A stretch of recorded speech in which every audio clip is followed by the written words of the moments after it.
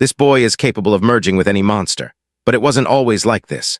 He woke up in a strange world where a girl teased him.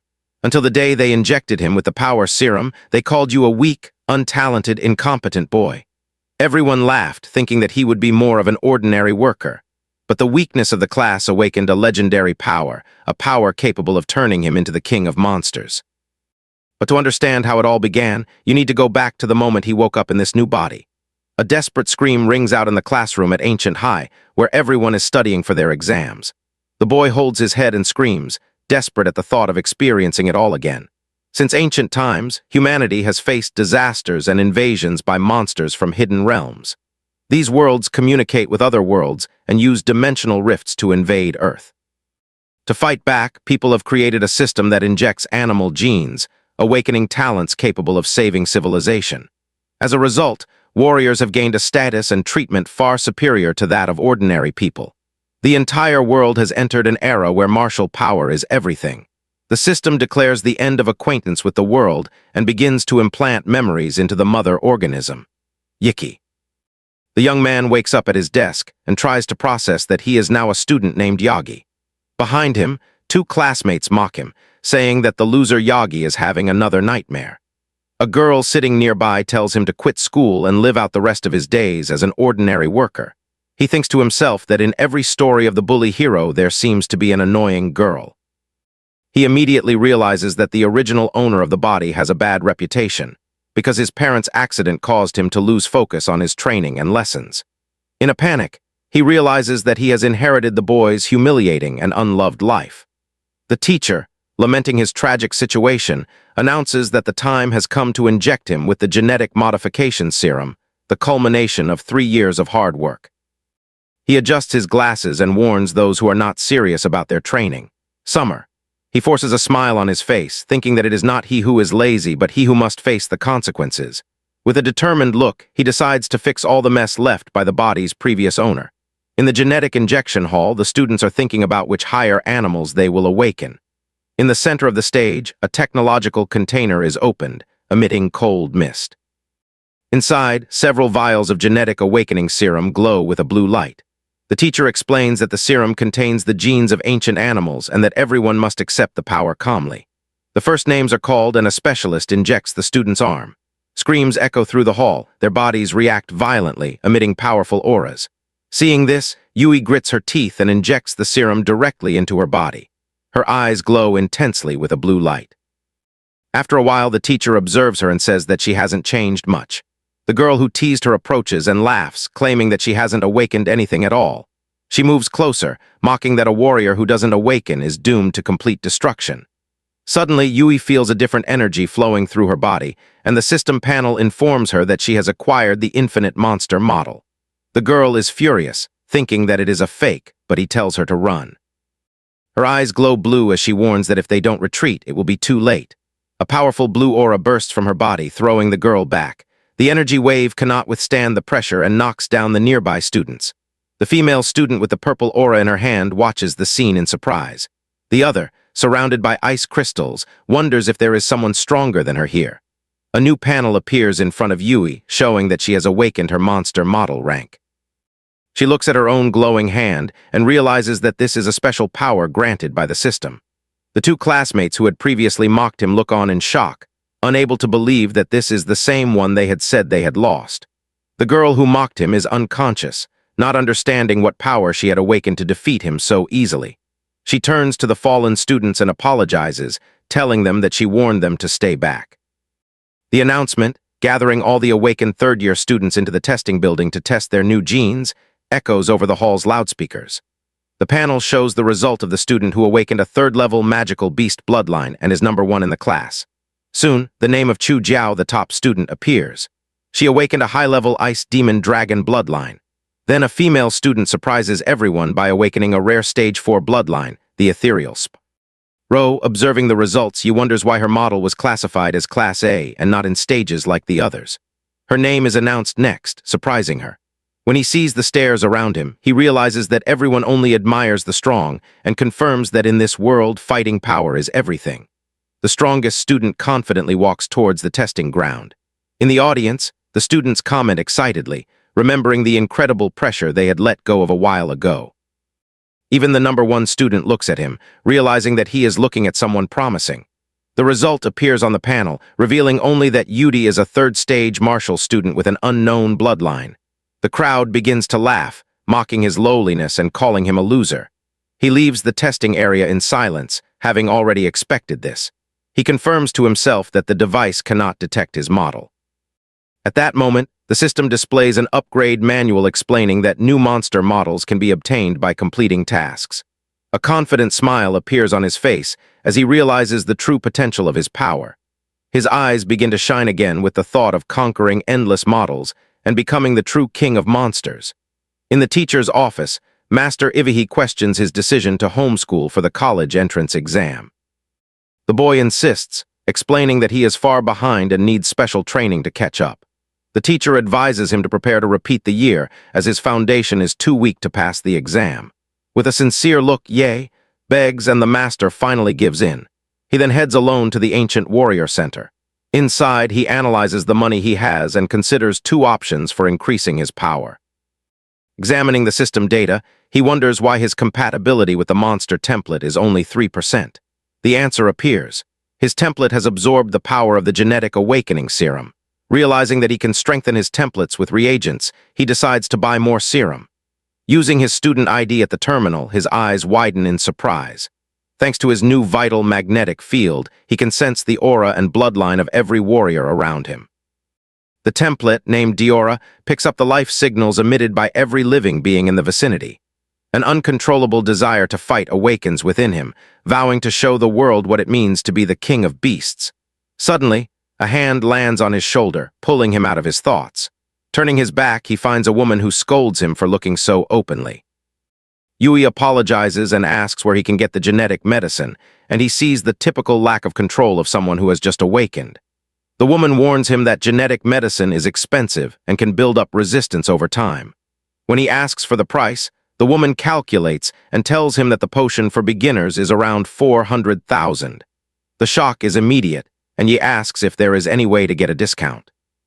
She gives him a business card that says that a referral from a veteran warrior could help. He thanks her with a smile and says goodbye as the woman watches him walk away. Resolutely, he prepares for the next stage of his plan. Before long, he spends a large sum of money on supplies and new weapons. Later that night, a flash of energy lights up the window of one of the school dormitories. Surrounded by empty sirens, Yai absorbs the potion's energy, and the system panel shows his fitness and rapidly increasing stats. He tests his new physique on the floor of his room. Satisfied with his speed of progress, he feels that with this new power, he finally has a real chance to excel in the exam. The scene cuts to an explanation of the Secret Realm classifications, which range from lowly levels to the apocalyptic S-class. Equipped and ready to fight Yi, he arrives at the Secret Realm of Ili and realizes that a place has long been discovered. The receptionist gives him a ticket after he signs a release from liability. Outside, Yihai looks at a large, rotating blue portal leading to the secret realm. A wild smile spreads across his face as he declares that this is the beginning of his journey to become the king of beasts. He runs towards the portal with all his might and leaps. His body is engulfed by the swirling blue energy within the dimensional rift. Just as he passes, he lands on the other side and slides on the ground to absorb the impact. Raising his gaze, he is amazed by the magnificent view of 3 planets visible between the treetops. As he moves through the forest, he sees a red creature hiding behind a bush. The first wild female saber-toothed rabbit aggressively pounces on Mbo. He grabs it by the ears and shows that he has already sensed its presence with his vital magnetic field. One punch is enough to instantly defeat the creature. He examines the magical core extracted from the monster, calculating the cost and efficiency of the hunt. Not interested in wasting time on weak animals, he throws the core away and continues to search for his second-level enemy. Suddenly, the ground breaks apart in front of him, revealing a giant demonic larva. He wields his dagger with a smile of pure excitement. Finally, he is happy to find the problem he has been looking for. The scene shifts to the E-Class Secret Realm. No 3, a place covered in strange flora under an alien sky. He blocks the attack of a giant larva with his sword. He remembers reading that the creature's belly is its weak point. As the monster's green blood drips down, the beast curls into a ball and rolls towards it at impressive speed. Concentrating his energy in his fists, he prepares one of his new martial arts. A concentrated beam of energy shoots out and hits the monster's carapace, but it does little damage. The creature retaliates, spitting purple energy projectiles from its jaws. The boy's eyes widen, surprised by its offensive capabilities. With a nimble leap, he dodges the shots as they pass by. One of them, complaining wearily about the price of his new outfit, hits his jacket. Face to face with the enemy, he realizes that he cannot win with his current martial level and decides to call upon his special power.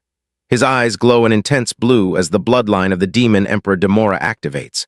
A blue draconic aura explodes around him, and the system panel shows that his power level has increased from 15 to 21. In an instant, he moves quickly and cuts through the demon larvae with a single blow. His silhouette transforms into a shadowy beast before entering the monster's open mouth. He rips the creature apart, raining green rain in all directions. After the battle is over, he deactivates the transformation and drains the accumulated heat from his body. Then he finds that his newly acquired sword has been completely corroded by the creature's venom.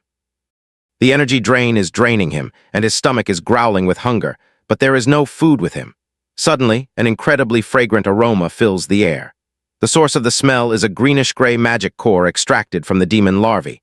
Without thinking, he absorbs the core, melting and releasing the energy within himself. A blue aura envelops him as the system announces that his compatibility with the monster template has increased. A broad smile forms as he realizes that magic cores are more effective than expensive potions. Tears of regret well up as he remembers the money he spent on useless items. He turns his frustration into motivation and decides to hunt as much as possible. He activates his vital field, which expands in waves to detect all living things in the vicinity. The next afternoon, he leaves the secret realm with a significant increase in his stats. 20 white and 1 green magic core are thrown onto the counter, and the receptionist is completely stunned. After handing over some of the cores as government tax, he receives 200,000 credits in his account.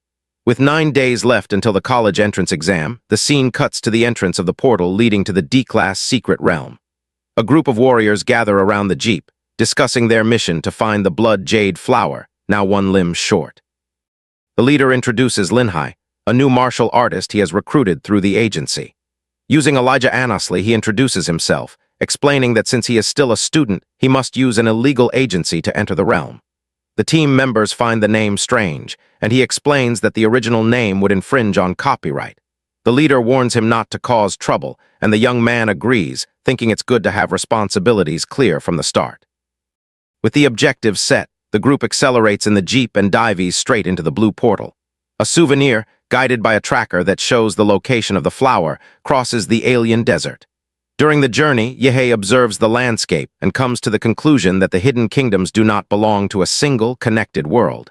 Suddenly, monsters emerge from the sands and attack the moving vehicle. Captain Hood orders them to deal with the creatures. Warrior obeys and throws a series of sharp knives at the squad. The blows hit the monsters' heads, taking out several at a time. As the jeep moves away, explosions sound in the sand directly behind them. Hood confirms that the targets have been eliminated, and Yahe watches his comrades carefully with a look at the ruthless and precise technique. Later, a vast desert opens up before them, with an oasis and 3 planets visible in the sky.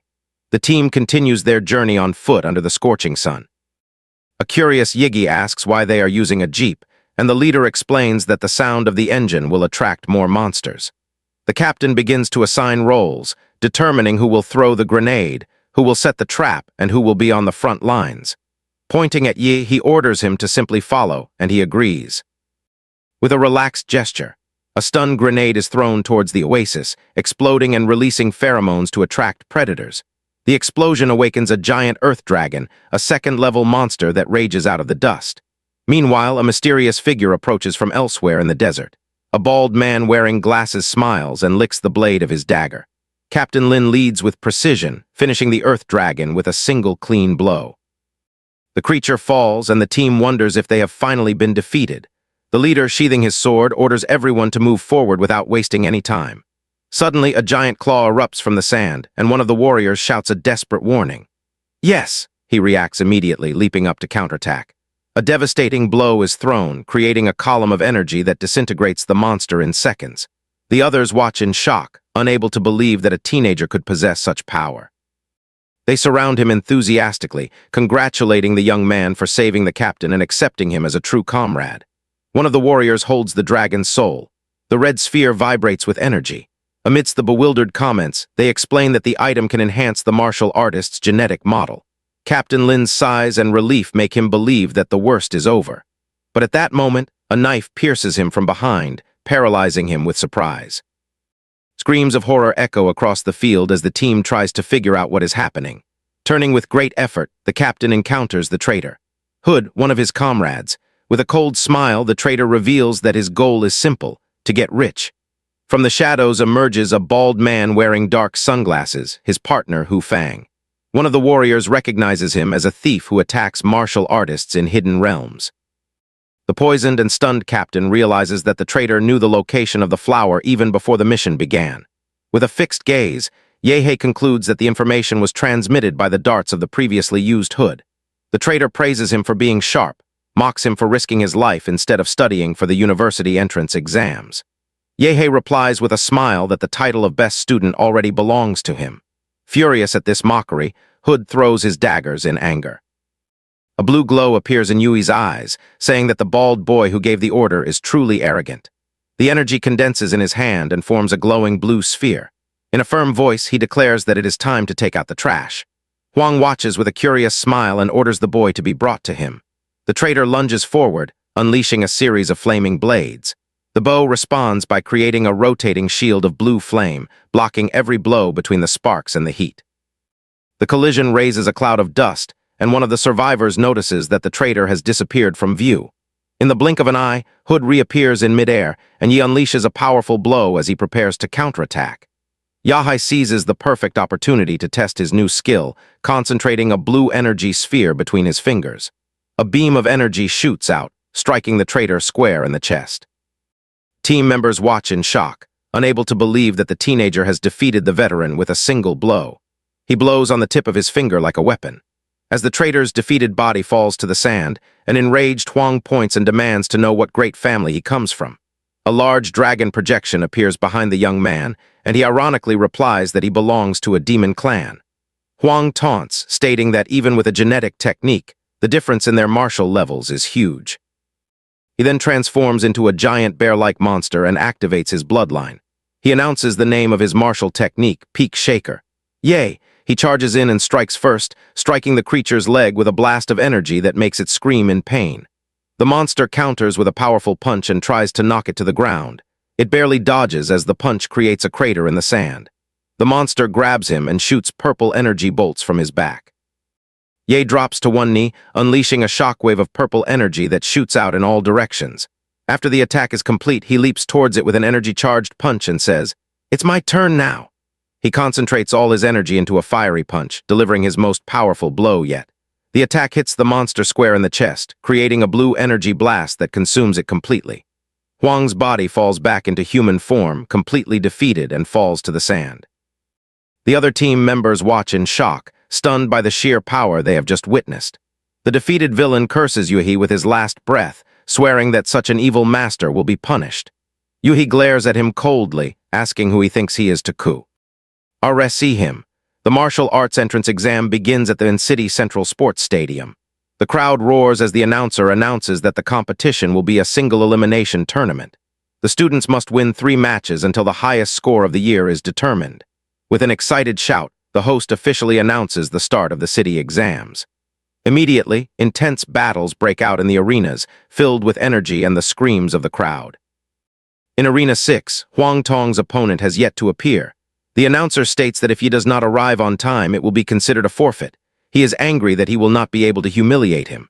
Huang Tong unleashes his fire lizard aura. The crowd in the stands begins to mock Yuhi, calling him a coward. The referee checks the clock, preparing to call time. Just then, the 2 masters in the stands sense a powerful aura approaching. A figure in the sky, surrounded by blue energy, cuts through the air and heads towards the stadium. Yai lands with devastating effect in the center of the arena, unleashing a wave of power that sweeps the area. The force of the explosion shows Huang Tong forcing himself to defend himself, confused by what is happening. The newcomer's foot stops a few centimeters away and ends the confrontation before it even begins. He sends him flying with a kick. After the fight, he looks up at the sky and the dimension, thinking that he will have to wait until next year. His opponent falls unconscious on the edge of the arena, and the referee says, "Yai!" the winner. The crowd erupts in applause, stunned by his grand entrance and hour-long victory. With a faint smile, he remembers that the blood jade fruit that Captain Lin gave him has effectively strengthened his body. His name is promoted to the next round on the tournament board. The second fight ends in the same way, with his opponent being thrown out of the arena with a single punch. In the third, he defeats his opponent with a single punch, throwing him back into the air. The audience cheers him on like a Superman kick for his spectacular victories.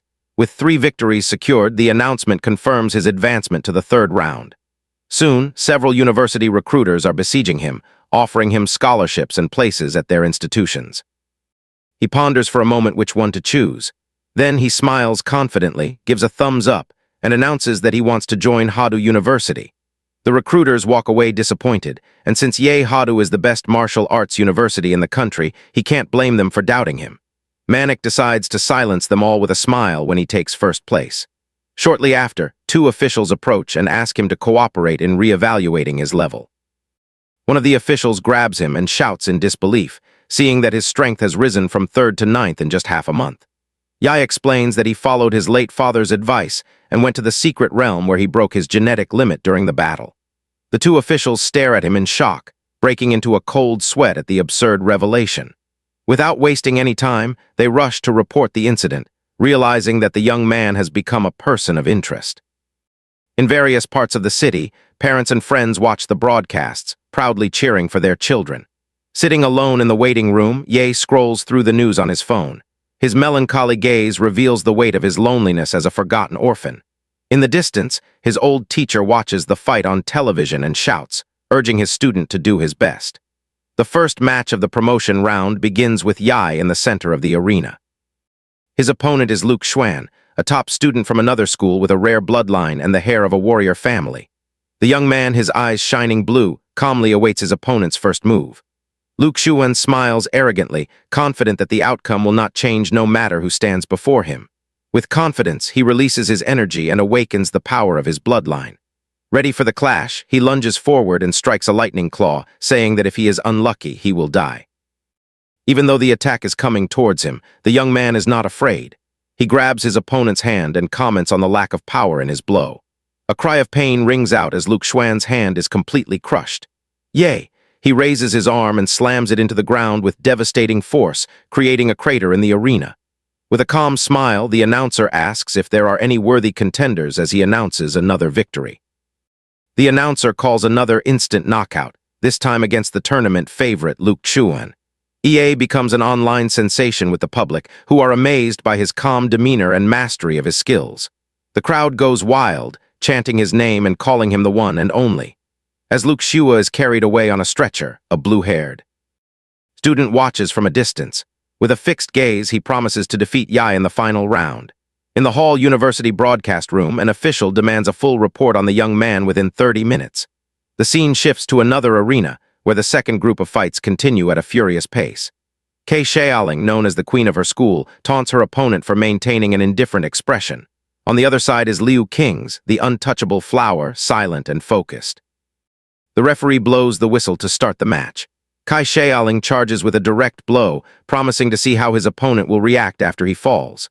Liu Qingsu braces himself and activates his family's secret art, enveloping himself in a calm and powerful aura. A cutting energy attack shoots from his hand and collides with his opponent's blow. The two exchange blows at incredible speed, moving like shadows in the air. Liu Qingsu scolds his opponent for not putting up a serious fight and responds with a fiery strike technique. With a swift movement, he traps his opponent's hand in a swirling current of air. Kai Xiaoying panics when he realizes he is trapped and cannot escape. Taking the opportunity, Liu Qing unleashes his primordial chaos finger, an advanced-level martial technique. The announcer shouts in surprise, unable to believe that a high school candidate has mastered something so powerful. Ka Xiaoying, who is in the corner, activates his bloodline, summoning a form of a flame tiger behind him. The manifestation takes shape and charges fiercely at Liu Qingsu. With a ferocious look in his eyes, he challenges his opponent to show him the legendary Ether Phoenix bloodline. Liu Qingsu remains calm and replies that what he has already shown him is more than enough. Enraged, Kai Xiaoying gains even more power and shouts that no one below his level can challenge him. Ikasi Aranen and Merkazin Takwashur, Biri Odlu Kanakleri, Didri Eyes Saf Energe Re Burlik Edir. Liu Kingsu Phantom Kimi Hirkit Edir, Hukum Larden Eziat Sekmedin Yeanir V Dagidus I Zerb Isle Ashajidin Ex Hukum Edir. Parley and Gerslery Isle O, Ilkin Zaus Jade Barmagi Al Bitirir. Energiler Takwashur V Ishik V Taz Partly Ishi Arnani Ehate Edir. Kamat Nefasini Tutor, Net Isni Gurmek Hevesindidir. Taz Serkend Yalnes Kai Shoing Ayakta Kalir. Jorgenberg Gurunushal Kai Shoing Duryushun Heel Bit Midiini Basha Dushwar. Nerv Betty Anda Anan Bedeni Tukanir VO, Yixalir V Liu Kinkin Essel Kalib Oldugunu Gersterir. Dictor Anu Kariadibak Regina Gur Urs Neslin and Dahisi Kimi Il Kishliarak Anu Sempian Elan Edir. Sane Final Sekazlik Turnirnin Pushkatma Marasamin Kesir. Ui Sadralir V Kurasini Sekmek Usun Yaksen Lashir. Anu Astikton Sanra Anu Kurupanda Yurlishdiron Simbalu Keshv. Teslikal Shen, Quan Adli Ezaleli Teleb Yaksen Lashir V Ananda Aini Kurupta Oldugunu Gersterir. Tessadufi Bur Tonda O, Urs Nervbilarini Gerzlayak and Ilk Matza Baksmagi Teklif Edir. Bur Yukakranda Rikabini Rahitlikla Meglub Eden Su Gurunuar.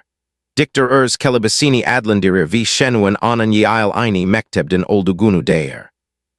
Rakib Mektebin Directoru Shagurdalwanin, Turnirin Asalish Matsinda Meglub Almasindin Hidital Narek Yumrugunu Sixir. Marklanan Yahashen Quandan Meglub Duryusunun Anan Lanis Mukyais Alanjugunu Saroshir. In Amli Tebasumul Jenk Guku Isle Uryunur V Mektebin Duryush Seneti Dur 9 and Presidenti Oldugunu Dair.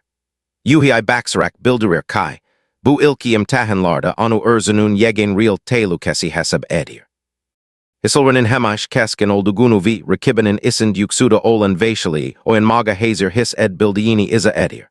Zefif Tebasumul Onlarin Vaxtadir Daib Anu Arnea Sajarir. Ikasi Final Sekazlik Tarnirin in a Kinsai Matsana Yuxalir. Dictor Kingfing Sheksi Mektabinden Shen Guan Vianing First Senior Haidan Yahayar Sinda Soxton Gerslan Island Dur Yushu Sajarir. Karar Vermek Usun Musabaik. Anchingin Ilk Durd Luyu Davam Edir. Arnada Yuhai V Shen Guan Tikerti Zamguk V Dagidasai Energy Isle Zerbular and Diraler. Kamat Karshadermanin Shiditinden Shoka Dusharek Rixia Varir. Burnu Kanli Olan Shen Quan Gulumsire Vianu Laga Koyer Vianan, Kan Soyanan Ed Bileski, Yegin She Alabalmadijini Saroshir. Rakibai Urzanu Merkam Mudefi, Isle Ehate, Eden Marshal Energy Sedini Kalderir. Yanin Gersleri Mavi Ranged Parlier Vianan Uzun Tebasum Yarnir Kai. O, Kimtul Ndiril Memesi Lazim Olan Bur Kanavarla Karshalash Dejini Anlayer. Shenwiners Merv Kaini Gerderuer, Ailasinden Kessen Essel Duryush Senatini Gerster My Hazerdir. O Irely Atalir, Umraclarini Energy Isle Erdwar Vijayik Zervesinin Zerbasini Asir. Surat Yai Ofk Muafai Sassini Tutor VO, Burbasha Zerb Alir. Ilk Defes Supermen Tek Tepical Vuraldu. Zerb Anu Jeri I Dagru Surushirkan Tupumai Mekbur Edir. O Dayan Mak Usunai Gini Yer Kazir, Aranan Dur Shimasini Sindarir. Shenwin Ona Neef Sol Maga Vaxt Vermir Vinerv Bedi Hukuma Bashlayer. Ailerin Takwashmasi. Zerb Dalgasi Anu Kedar Kuval Vurer, Lakin Yui Bunan Karshasini Ol Magi Bakarir. Evvelki Rakibelrin in Hesbirin in Bu Sevied. Tekrubai Malik Almadijini Basha Dushtuk. O Muafaisini Merkam Tudub, Nervbedi Hirketi Gerzlayer. Shenwin Anu Tudor VO, Tex Marshal Energisini Yered Bilmez, Hemda Rakibelrini Blockade Asala Biler. De Hassan Ranu Maimanan Atashi Al Havia Adir. Ananarxasinda Odlu Pelingin Orasi Urzanu Burus Verir, Shidetal Gerlier. Ezelelari Jurgenleschen Shank Quan Pelingin Zerbesi Isle Hedefine Dagru Sisrier. Havada Zerb Kartelin Dalashin a Sevrilir V Yehai Dagidus I Zerb Isle Vurer. Jensen Sesedi Jerry Atalir, Yer Serpelir V Aranan in Merkazind Crater Yeranir. Shenwin Kalarini Sarpazleib, Kelabesain Emin Olrek Guluar. Dictor Matsi Sagar Maga Bashlayanda Hekim Kurupu Isri Gurmai Hazer Lashir. Yerin Titridiini Gurin Shenwin in Tebasumu Burden Yox Aller. A blast of dark blue aura erupts from the crater, sweeping across the arena with chaotic energy. From the shadows, a hand covered in sharp claws plants itself on the ground. Yet he emerges, clad in dark armor that pulses with lightning and growing power. In a firm voice, he states that for his rival's sick, he is the first to witness this transformation. Shenwin stares, stunned, realizing that besides Liu Qingsu, there is another genius in Anqing with the personification of a magical beast. Facing Yui's complete form, he feels the crushing wave of his bloodline awakening. In the control room, an examiner watches the nuclear radiation meter hit its limit. In response, the evaluators raise a martial energy barrier to contain the leap that threatens to escape the arena. In the stands, the students buzz with excitement, trying to guess what mysterious and powerful beast Yidi had awakened. The young man knows the creature of his bloodline doesn't exist on this planet, which is why no one recognizes it. Shangguan's nose starts bleeding again, and he realizes his martial arts shield can no longer contain the energy radiating from Yahe. With no other choice, he also activates his bloodline awakening, taking the form of the Golden Star Ape Demon. With a shout, he unleashes his martial art, creating a strike that takes the form of a golden serpent. Yay! He faces the attack and prepares to counter with his own technique. In a single motion, he throws the Obliterator Fist, completely dissipating the energy serpent. Shenwen looks at his arm, aware that it would have been destroyed if he hadn't released his full power in time. With a steady gaze, Ye declares that no matter how skilled he was, the outcome of this fight would not change. The two rivals face each other in their transformed states, a third-order bloodline king against a rare and unknown magical beast. Shangguan feels the weight of Yehai's strength, realizing he can only advance by making a strategic retreat. As he tries to gauge the next move, his opponent lunges forward, warning him not to get distracted. A series of strikes is unleashed with sharp claws. Shangguan reacts instantly, channeling the Golden Serpent strike. The attack is blocked by hand as Ye firmly grabs his opponent's fist. In an instant, he reveals that his real target is behind him. A tail slices through the air towards Shangguan's back. Suddenly, a colossal foot materializes high above, about to smash the field. The impact makes the arena tremble, kicking up dust and stone fragments. Shangguan lands on the giant foot, only to realize his enemy has already vanished. A few meters away, Yidi appears with his arms crossed, unharmed and imposing. He takes a single step forward, cracking the ground, and announces that now it's his turn. A wave of blue energy explodes from his body, tearing through the air like a devastating blast. The impact hits Shen Guanuan head-on, forcing him to retreat and revert from his transformation. Fallen, he bows his head and declares his surrender. Yes, he sighs in frustration, lamenting that he had to hold back his power just when he was ready to fight. He retracts his claws and decides to end the match, exhaling a blue smoke that betrays his suppressed effort. Back in human form, he runs a hand through his hair, remembering that the rules forbid him from attacking after a surrender. The stands erupt in euphoria and his classmates shout Brother Ye's name, celebrating his victory.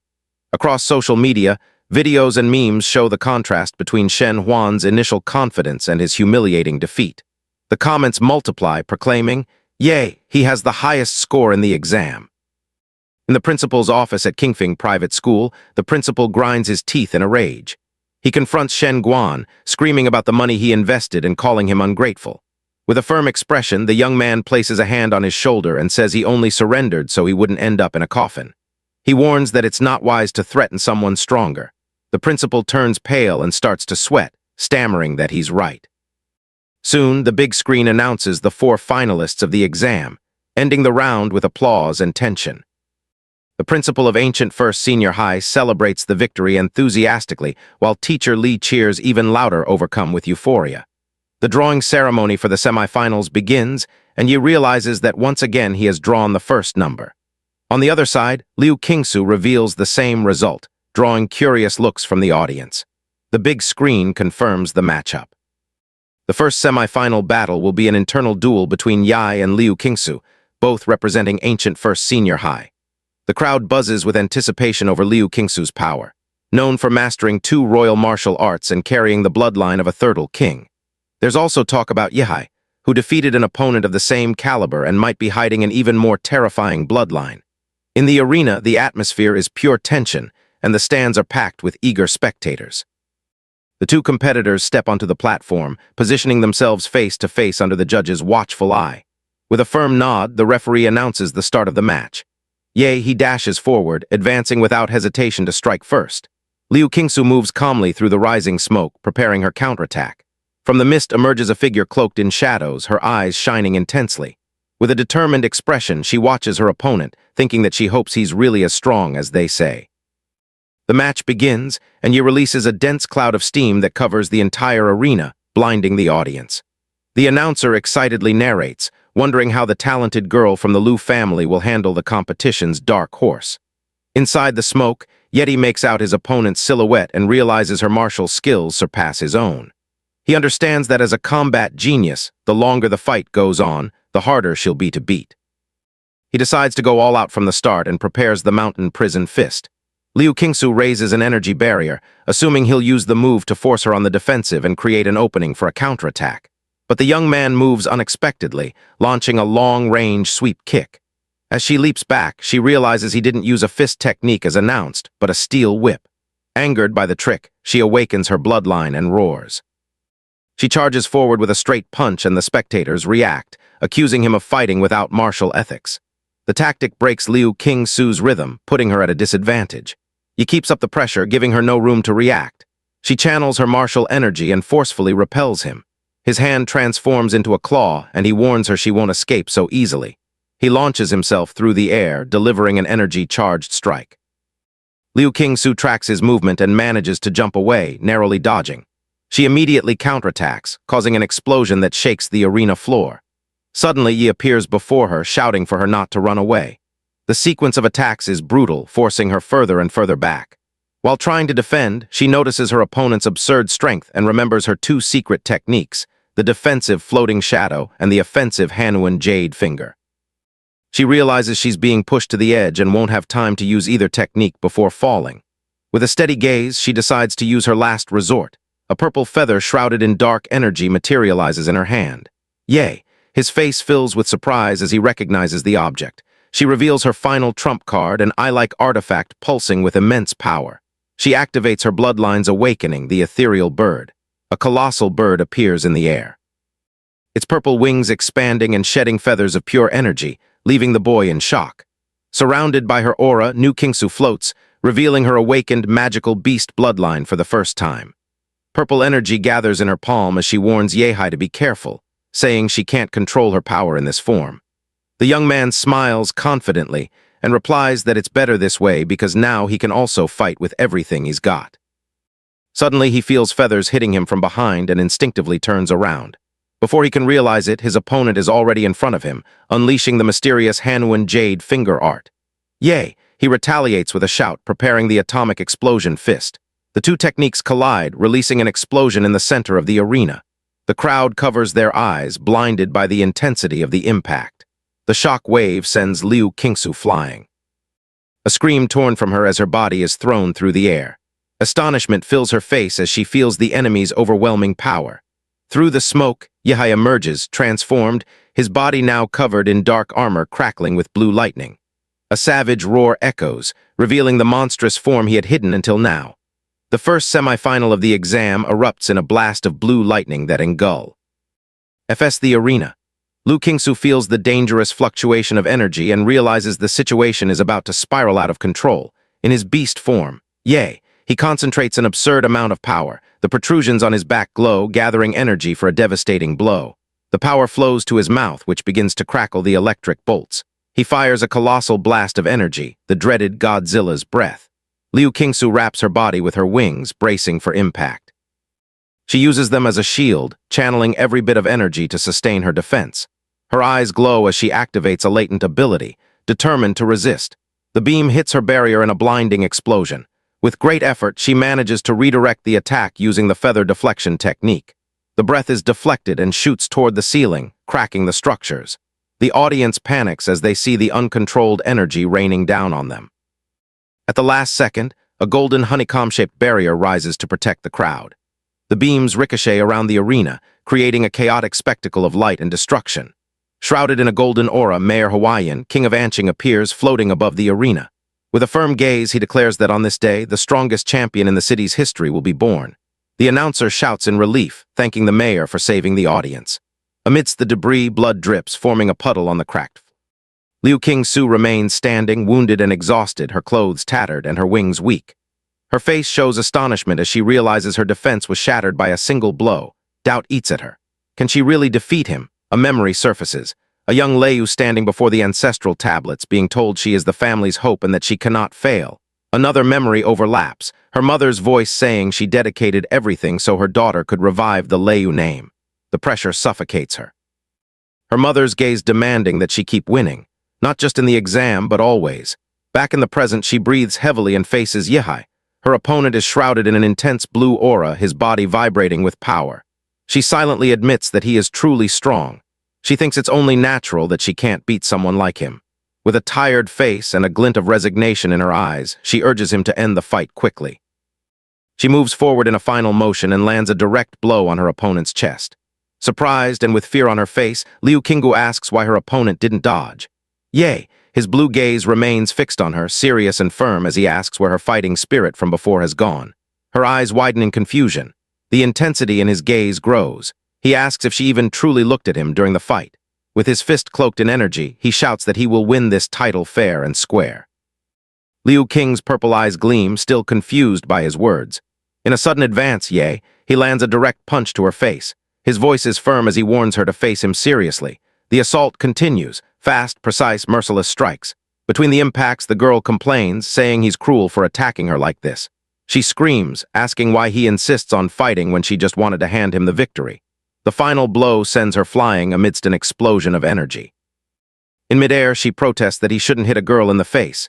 He shows a satisfied smile. He says this is much better and taunts her to fight for real as she doesn't want to get beaten up. Rage fills her eyes. A roar echoes as she unleashes all her power in a blast of purple energy.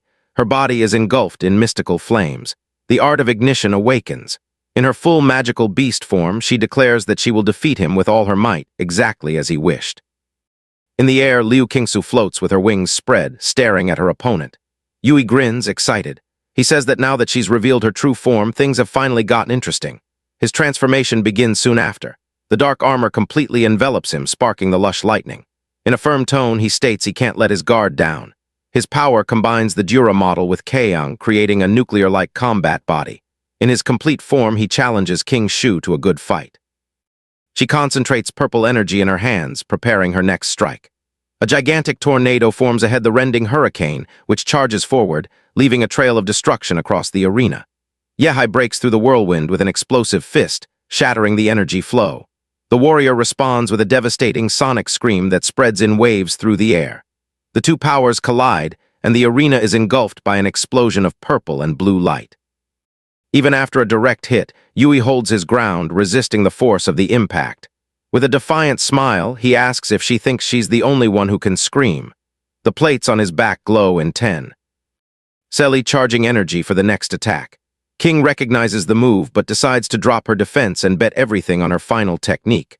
Wrapped in a purple aura, she declares she will face her opponent head-on. Yahello unleashes the atomic breath, a massive blast of blue energy. In response, the warrior lets out a cry and unleashes her bloodline ability, launching countless underworld blood thorns. The attack sliced through the air at high speed, about to collide in the center of the arena.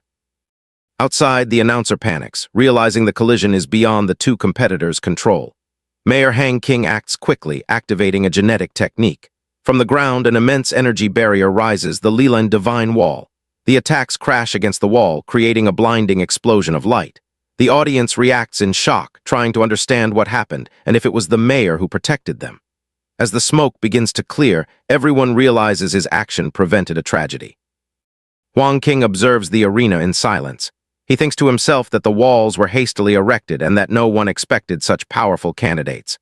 Amidst the dust, a hand falls limply. Liu Qingsu lies on the ground, severely injured. The power of her magical beast form is completely depleted. Even so, she refuses to give up. She believes she can still fight. He approaches with slow steps and stops before her. King Su remains seated amidst the wreckage of the arena. He warns her that if she doesn't eliminate the nuclear radiation from her body, she'll end up crippled. The warning hangs in the air. She remains silent, processing his words. Suddenly, tears break through her control. She screams that she never wanted to fight like that and asks why he forced her to. He kneels, coming face to face with her.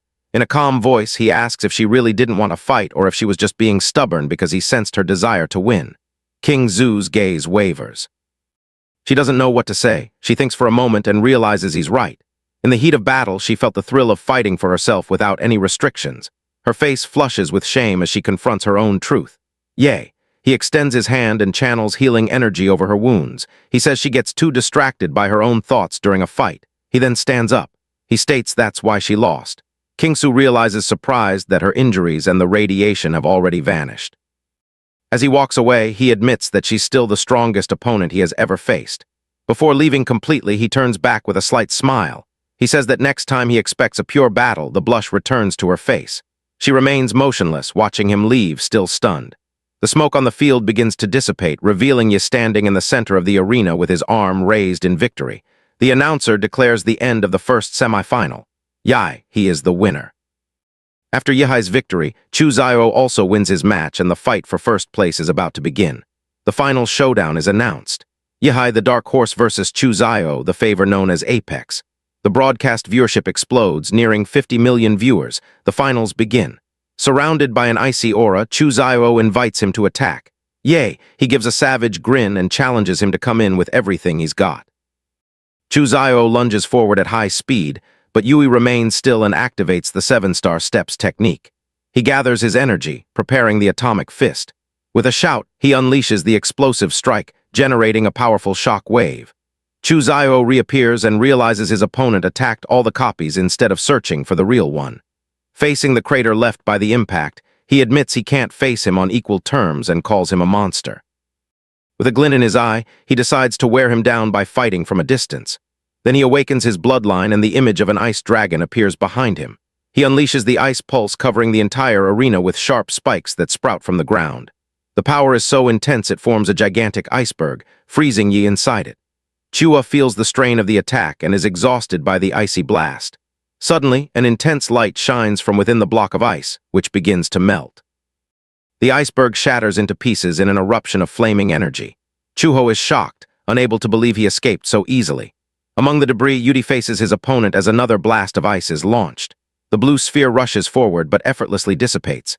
Ye steps onto the frozen ground and says the ice dragon's power never worked on him. In his full armor, he states he has a clear advantage in the fight. Chu Zio lowers his gaze, acknowledging that the gap between them is too wide. He raises his face and announces he will use his final move, a technique he was saving for Liu Qinggu. An immense sword of pure ice energy forms before him. Huang King recognizes the dreaded soul-revving sword intent. Chu Zio launches the sword in a final desperate attack. In his beast form, he holds the broken eyes sword and says that when his opponent gets a better weapon, he might have a chance. Chu Zio stares at him, shocked and breathless. The shards of the sword melt on the ground. He asks what kind of chance he would have. Yes. He smiles and replies that maybe it's a slightly better chance than becoming a successful Chu Zio raises his arm and declares his surrender. The announcer declares, he the grand winner of the Ancient Entrance Exam Finals. His friends celebrate euphorically, shouting that he was right all along. On social media, a post goes viral saying, "The dark horse truly was a dark horse to the very end." The city is filled with billboards featuring Yungai's image, celebrated as the student who went from the bottom of the class to become the strongest in ancient history. In the arena, the entire crowd chants his name in unison. The announcer officially declares that after 3 days of colossal battles, the top scorer of the entrance exam has finally been born. A reporter approaches and asks what Ye has to say about his journey to the top. With a nervous and emotional expression, he begins by thanking his teacher for never giving up on him. On the other side of the screen, the teacher hugs the TV and cries, feeling guilty for not realizing the student's potential sooner. He tries to continue his speech, but stops when he sees the school principal gesturing frantically in the audience. The principal enthusiastically announces that he will receive a $2 million scholarship for promoting the institution's name. With dollar signs in his eyes, Ye thanks the school and praises the principal's wise leadership. Then he raises his fist and shouts that he wants to thank himself for all his hard work and genius. A system notification appears, congratulating him on the title of top student and rewarding him with a random model ability. His blue eyes shine a surprise as he realizes the model also has an achievement system. Later in the stadium hallway, the crowds have thinned out. As soon as he steps out, a mob of reporters surrounds him, firing off questions about his victory and his future. One of them even shows him photos of Liu Qinggu and Kai Xiaoling, asking which one he prefers. Much to Yui, he's disgusted. With no patience for interviews, he forces his way through the crowd and starts running down the hallways. After a while, he manages to lose them in an empty basketball court. Alone, he celebrates in relief, excited by the discovery that he can get new models through the system's rewards. Suddenly, a dark voice congratulates him on his victory. Ye is startled, thinking it's another reporter. The man introduces himself, saying he's not from the press but someone from Huadu. He gets closer and says he wants to talk about genetic locks. Yay! He is shocked to hear the term. Confused, he remembers his powers came from the monster model and tries to figure out who this man is and how he knows so much. The visitor asks if he heard that expression from his father, and he confirms based on the original body's memories. The man then questions how an ordinary taxi driver would know a term so far outside his field. His eyes widen at the possibility of a huge secret behind all this. The man hands him an envelope explaining that due to his special situation, Huadu can release a confidential document. Surprise, Yui opens the envelope and starts to read. The paper talks about Prometheus, an old genetic research institute whose scientists were forced into hiding after an incident. He wonders aloud if the theory is that his father was a senior researcher at Prometheus, and he is the secret result of that research. The man reassures him, saying that since he's involved, he has the right to know the truth. He also guarantees that as a high-value prospect for the country, his safety will be a top priority. Yai grimaces, thinking about how fame only attracts more trouble and how society adapts way too quickly. The man says his goodbyes and leaves, leaving him alone on the court. Yahai takes a deep breath and goes back to celebrating, pleased with his exam results and even more so. The chance to draw a new model ability without wasting any time, he activates the gacha system to receive his reward. A sphere of dark purple energy forms in front of him. With his eyes gleaming, he watches the energy rife. A card shrouded in a dark aura emerges from the portal. From it, a gigantic blue skeletal humanoid appears, a D-rank model. On the system screen, the details of the new super-giant humanoid model appear with abilities for gigantification and superheated steam. His eyes widen as he realizes the model's abilities can overlap. He wonders what the result of combining his two powers would be. With the image of a colossal monster rising behind him, he declares that he will become the true king of monsters. Elsewhere, a man named Hulong cancels all his future appointments for personal reasons. He crushes his phone with a single finger. His face twists in fury and his purple eyes glow with a frightening intensity. An investigator in a hazmat suit informs him they haven't found his brother's body in the secret realm. On a screen, Hulu Along watches a video showing the moment his brother is hit by his radiation blast. He regrets that his brother didn't listen to his warnings, the same younger brother he had promised his mother he would protect. Watching the recording, he comments that it's a shame the universities won't witness his enrollment. Back in his dorm, Ye is notified that he has a delivery. He picks up an envelope wondering who would have sent him something right as he was about to test his new model. Opening it, he finds a letter from Chu Zio inviting him to explore a new secret realm rift that will open that afternoon. Ye! He grimaces, wondering what era his classmate is living in to still be using letters and if he might be a time traveler. On Redwood Mountain, the sun sets, painting the sky in shades of red and orange. A crowd of warriors and adventurers gathers, eagerly awaiting the opening of the new secret realm. Among them, Shu Zio waves to Yihai, who has just arrived. He comments that his friend looks stronger, and Yihi replies with a smile that he used the prize money to increase his new model's compatibility. Then he asks which university he plans to attend. Chuzhou says it'll be Hu University, and Yihi realizes they'll still be classmates. At that moment, the sky tears open. A gigantic rift of purple energy rips open, radiating light across the entire mountain. From within it, a shadowy creature of absurd proportions emerges. A monster of multiple heads and glowing green eyes. The three-headed creature roars at the crowd of warriors gathered on the mountain. One of the leaders shouts for his comrades to defeat the monster and enter the secret realm. Dozens of warriors charge the creature, ready for battle.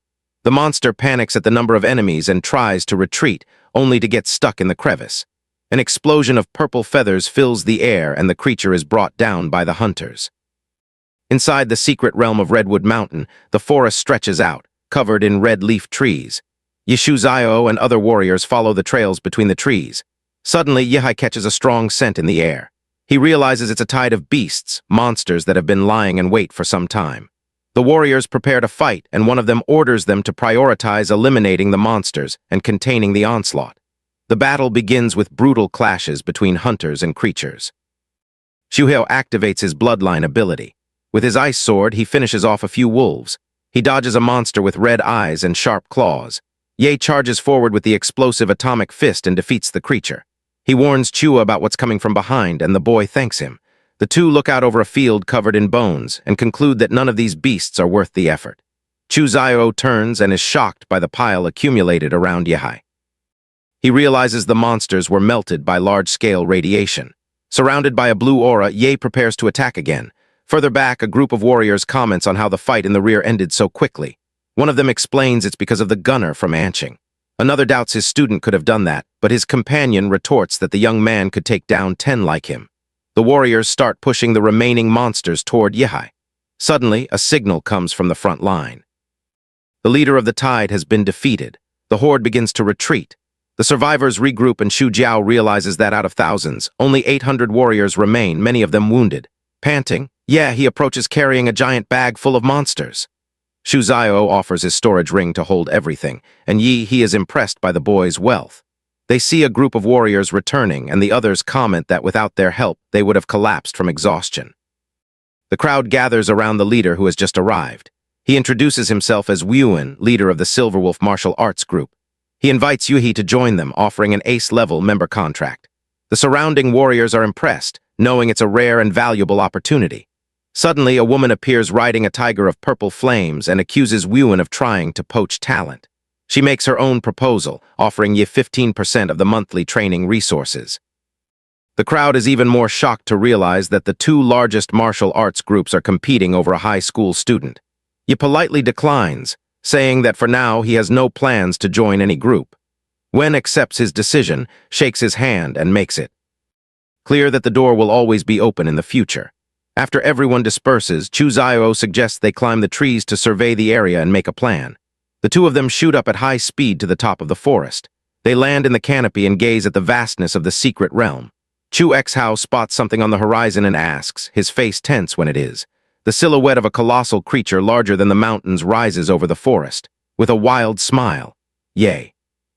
He says that one day they will hunt beasts like that and uncover the truth of these realms. Xu Zio watches him, impressed by his confidence in the face of such a powerful and unknown being. He recognizes that Yi surpasses him not only in martial arts but also in willpower. Yes. He activates his vital magnetic field and scans the area. He detects a vacuum zone to the southeast, completely devoid of life signs. He remembers the saying that where there's smoke are valuable fish, associating danger with great rewards. Pointing in the direction of the anomaly, he calls Chuha to investigate the lake there. Determined to bet big, they arrived ashore of a crystal-clear lake surrounded by dark, twisted trees.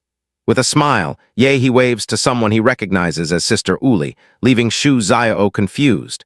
3 warriors are on the shore and ask Uli to introduce the famous gunner from Anqing. Ye approaches and asks how long they've been there. Uli explains they just arrived and sent 2 companions to explore the lake. 2 group members emerge from the water agitated. One of them shouts with euphoria that he found a relic at the bottom of the lake and that they're all going to be rich. The group celebrates the discovery, overcome with excitement. Yeti asks what relics are, and Xiu explains they are mysterious buildings from ancient civilizations from which modern martial arts originate.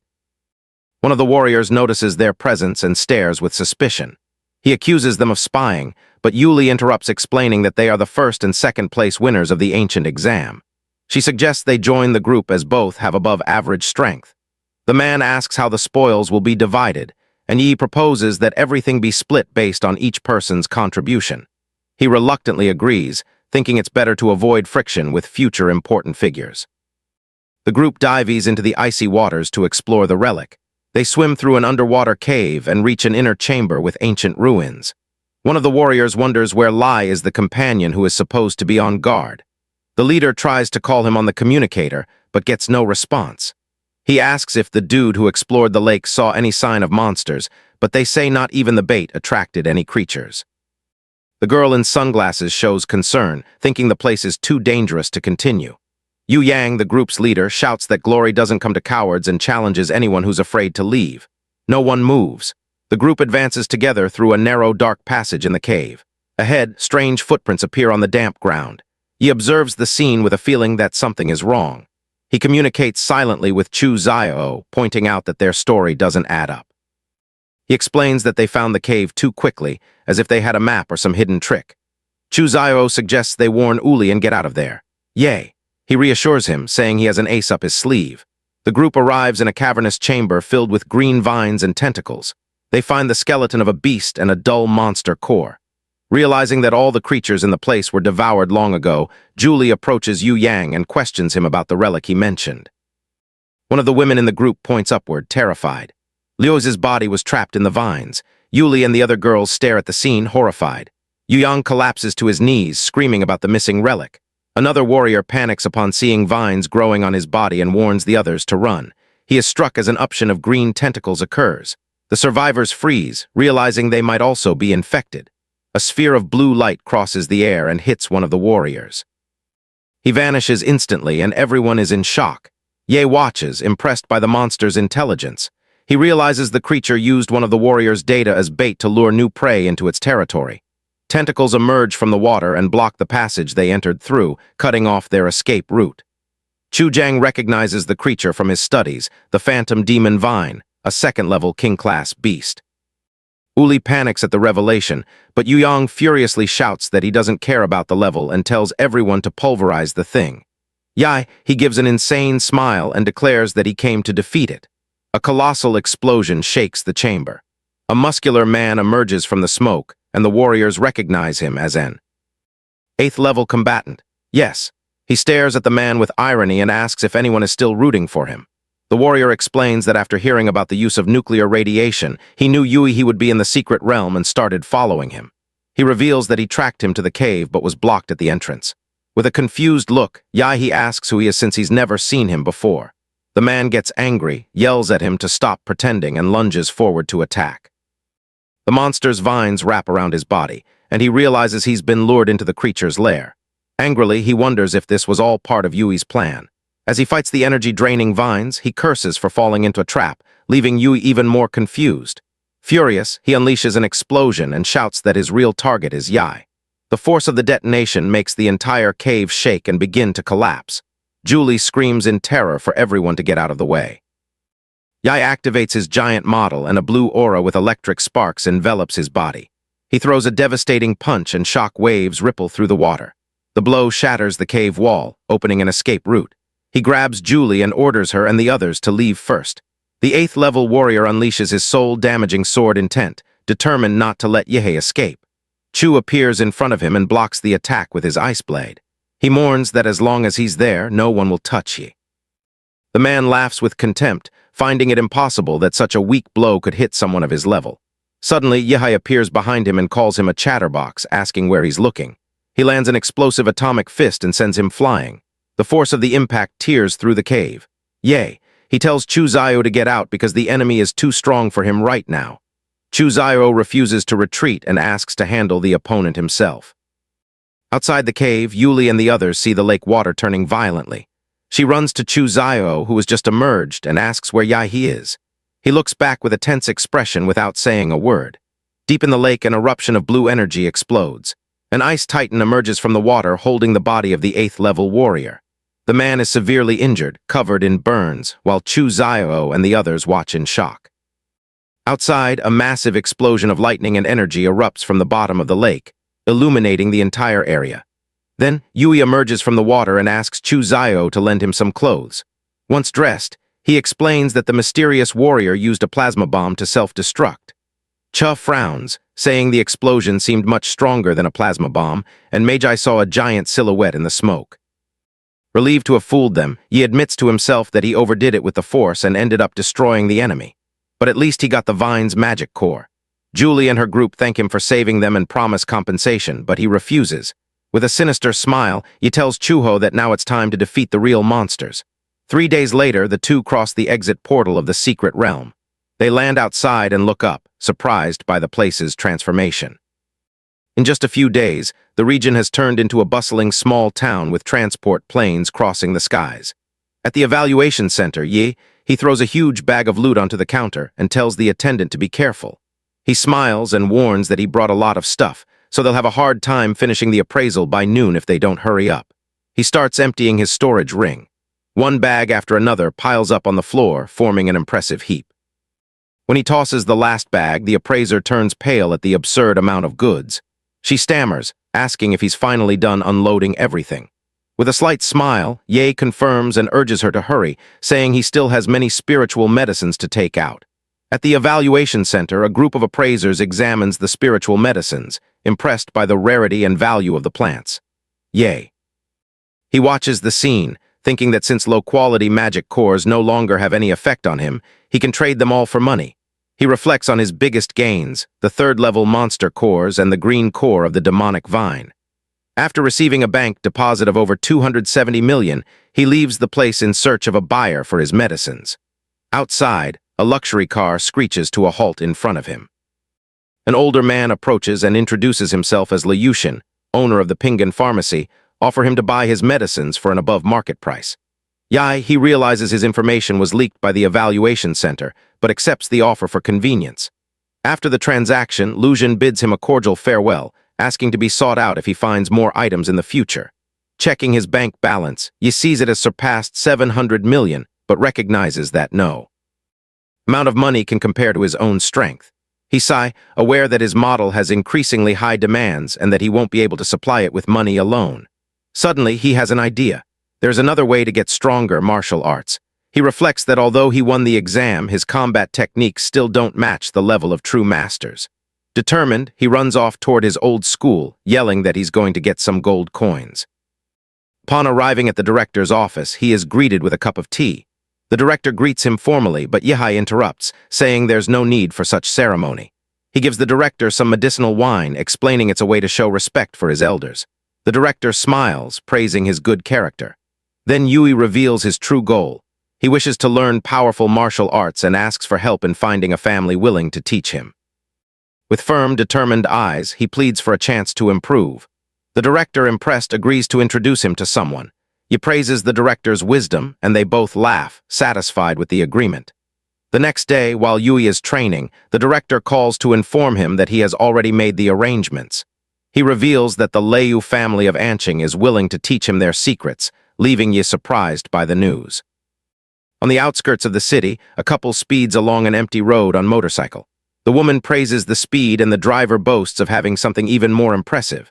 Suddenly, Yi pulls up beside them on a bicycle and warns the man not to get distracted at high speed.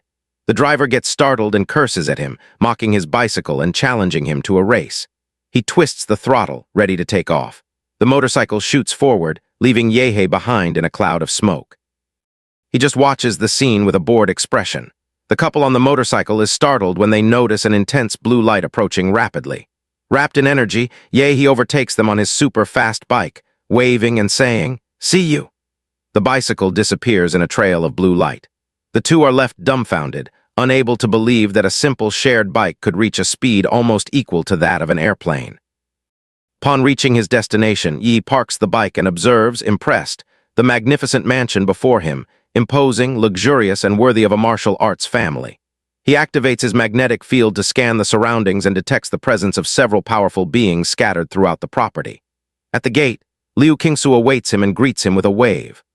Yahai teases her, asking if she isn't happy to see him, and she replies, a little nervous that her mother sent her to receive him. As they walk through the garden, he notices a gardener trimming the hedge with giant shears. They enter the mansion through an ornate and imposing door. Liu Qingsu announces Ivy his arrival to her mother.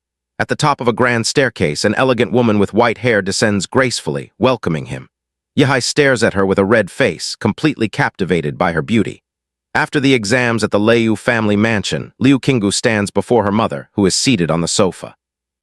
With a nervous expression, she tries to speak. The woman raises a hand and telling her not to be nervous. She says she watched the fight and that her daughter did very well, also praising Ye's strength. Liu Qingsu remains silent, visibly embarrassed. Her mother explains that since her brother has limited talent, she is the only one capable of shouldering the family's responsibility. She lets her daughter's face and reminds her of her beauty. In a serious tone, she warns that without the support of a master, the family could be forced into an arranged marriage and lose everything. She then proposes to unite the two, leaving Liu Qing completely shocked. She comments that Yui He is a young man of exceptional talent and a bright future, but with a dangerous ambition. Shortly after, Yahai arrives at the mansion and greets the matriarch, offering a small gift. She mentions having heard about his interest in learning advanced martial arts. He is surprised by how quickly she agreed to help him. The woman explains that Liu Qingsu will take him to the family's martial arts pavilion where he'll have a full day to learn what he can. She also informs him that there are 3 Swanu martial arts on site, and his success will depend solely on his own ability. He bows in gratitude and makes a formal promise to the Liu family. The matriarch smiles, pleased with his promise and confident he will keep it. She remarks that he's a clever child, leaving Liu Qingsu confused and Yui uncomfortable with her gaze. The two walk through a stone corridor, the tension between them almost palpable. Yidi confronts her, asking why she seems to be avoiding his gaze, but she denies it. He steps closer with a provocative smile and asks if that's really true. She back. Kei's away, embarrassed and annoyed by his boldness, and he laughs at her reaction. They arrive at a massive, imposing door. Liu Qingsu explains that the structure is made of a special stone capable of dissolving the attack power of a Swanu master. With a curious glance, she allows him to try, wondering why he doesn't seem more impressed by the material. He concentrates blue energy into his fist and prepares to strike. The sight of his attack awakens bad memories for Liu Qingsu. He unleashes a powerful punch that echoes throughout the chamber, but the door doesn't move. He steps back, surprised to see that not even a crack has appeared. He complains that the blow felt like it sank into mud and that over 90% of his strength was absorbed. While Liu Qingsu laughs as failure, she guides him inside the pavilion and explains that the martial arts are divided into categories which can be accessed with an identity card. The two proceed to a small stone room in the deepest part where they need to scan the card again to enter. She warns him that it's impossible to comprehend Chuan Wang martial arts in just one day and suggests he choose something more suitable. Yay! He smiles and teases her, asking if she's worried about him, which annoys her. She approaches a panel and enters a password, explaining that the room is extremely secure. The door opens, revealing the entrance to a secret room. Inside, 3 Amen's vaults guard the Liu family secrets. On one of them, the name the Devil in Flesh and Bone is engraved. Liu Qingsu explains that the key to mastering Xuan Wang arts is to sense the martial rhyme left by its creator. With a maniacal grin, Ye declares that the Devil in Flesh and Bone is perfect for him, claims to be the one chosen for that art. The vault door opens and he steps into a dark chamber. He looks up, surprised by what he sees. He realizes the Qianang martial art isn't a book, but a statue. He sits before the statue, trying to sense the martial rhyme. He wonders if he's truly entered the world of the rhyme, surprised that the art is a simple statue. Liu Qingsu explains that statues, paintings, or even utensils can serve as vessels for the martial rhyme. She reveals that only martial masters can condense this essence into objects to pass it down to future generations. She says that from this point on, everything depends on him. But he complains that she didn't explain how to learn. She simply replies that he must sense the martial rhyme, stating that if he is destined for it, he will understand. Completely confused, he stares at her, lost by the vague instructions. Annoyed, he decides to take a nap and lies down. From the observation room, Liu Qingsu watches, frustrated by his relaxed attitude. Inside the spiritual world, he realizes his body has reverted to that of an ordinary person, but his monster template is still present. A muscular, ghostly figure appears, declaring that only a true man can inherit his martial arts. The entity challenges him to prove he is a true man of iron. Yi is shocked to realize the figure is identical to the statue. The spirit orders him to protect the temple from hundreds of ghosts during a storm. The scene shifts to a dark corner of the temple where a spider web covered in dew drops glistens. A drop falls on his face and he realizes it has started to rain. The Bodhisattva statue stares at him and he understands the test has begun. He picks up a nearby sword in the temple. Outside, a horde of red-eyed ghosts advances through the storm. With the sword in hand, he prepares for battle. The ghosts invade the temple, rushing toward him. He cuts down the first one with a firm strike and sees the blade gleam. He realizes the task wouldn't leave him to fight unarmed and that there must be other hidden items. He leaps through the temple, cutting down the ghosts with precision. The spirit watches everything, mocking him for daring to leave the temple's protection. Yay, he grumbles, saying he has to collect the ghosts' bodies every time. He expertly cuts down his enemies, moving with agility across the battlefield. A larger ghost rushes forward to attack him. He splits it with a precise strike.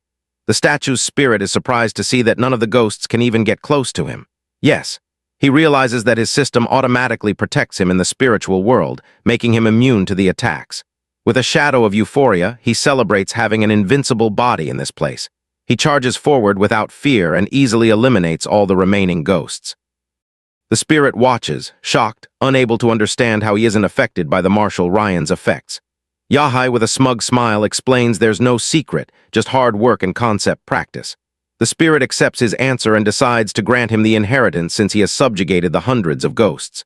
Then Ye shatters the Bodhisattva statue with a single blow. In its place, a pit appears, emitting an intense red light. The spirit reveals that the pit contains the essence of the evil spirit he condensed in life, along with the devil in flesh and bone technique. He then hurls Yuhi into the pit. Impressed, he remarks that it's the first time he's seen a young man with such a unique personality. As he watches, he recalls his prime when he was a hero capable of traversing an S-level secret realm. He explains that he lived and died using the devil in flesh and bone technique, but over time the evil spirits eventually turned against him. Before dying, he mixed his soul with the martial rhyme and sealed it inside the statue. He explains that although the evil spirits have dissipated, the remaining power is still immense, and if Yui can subdue them, he will surpass his former self. Back in the observation room, Liu Qingsu and her mother are monitoring his progress. Suddenly, Liu Qing's face fills with astonishment as she notices a drastic change on the screen.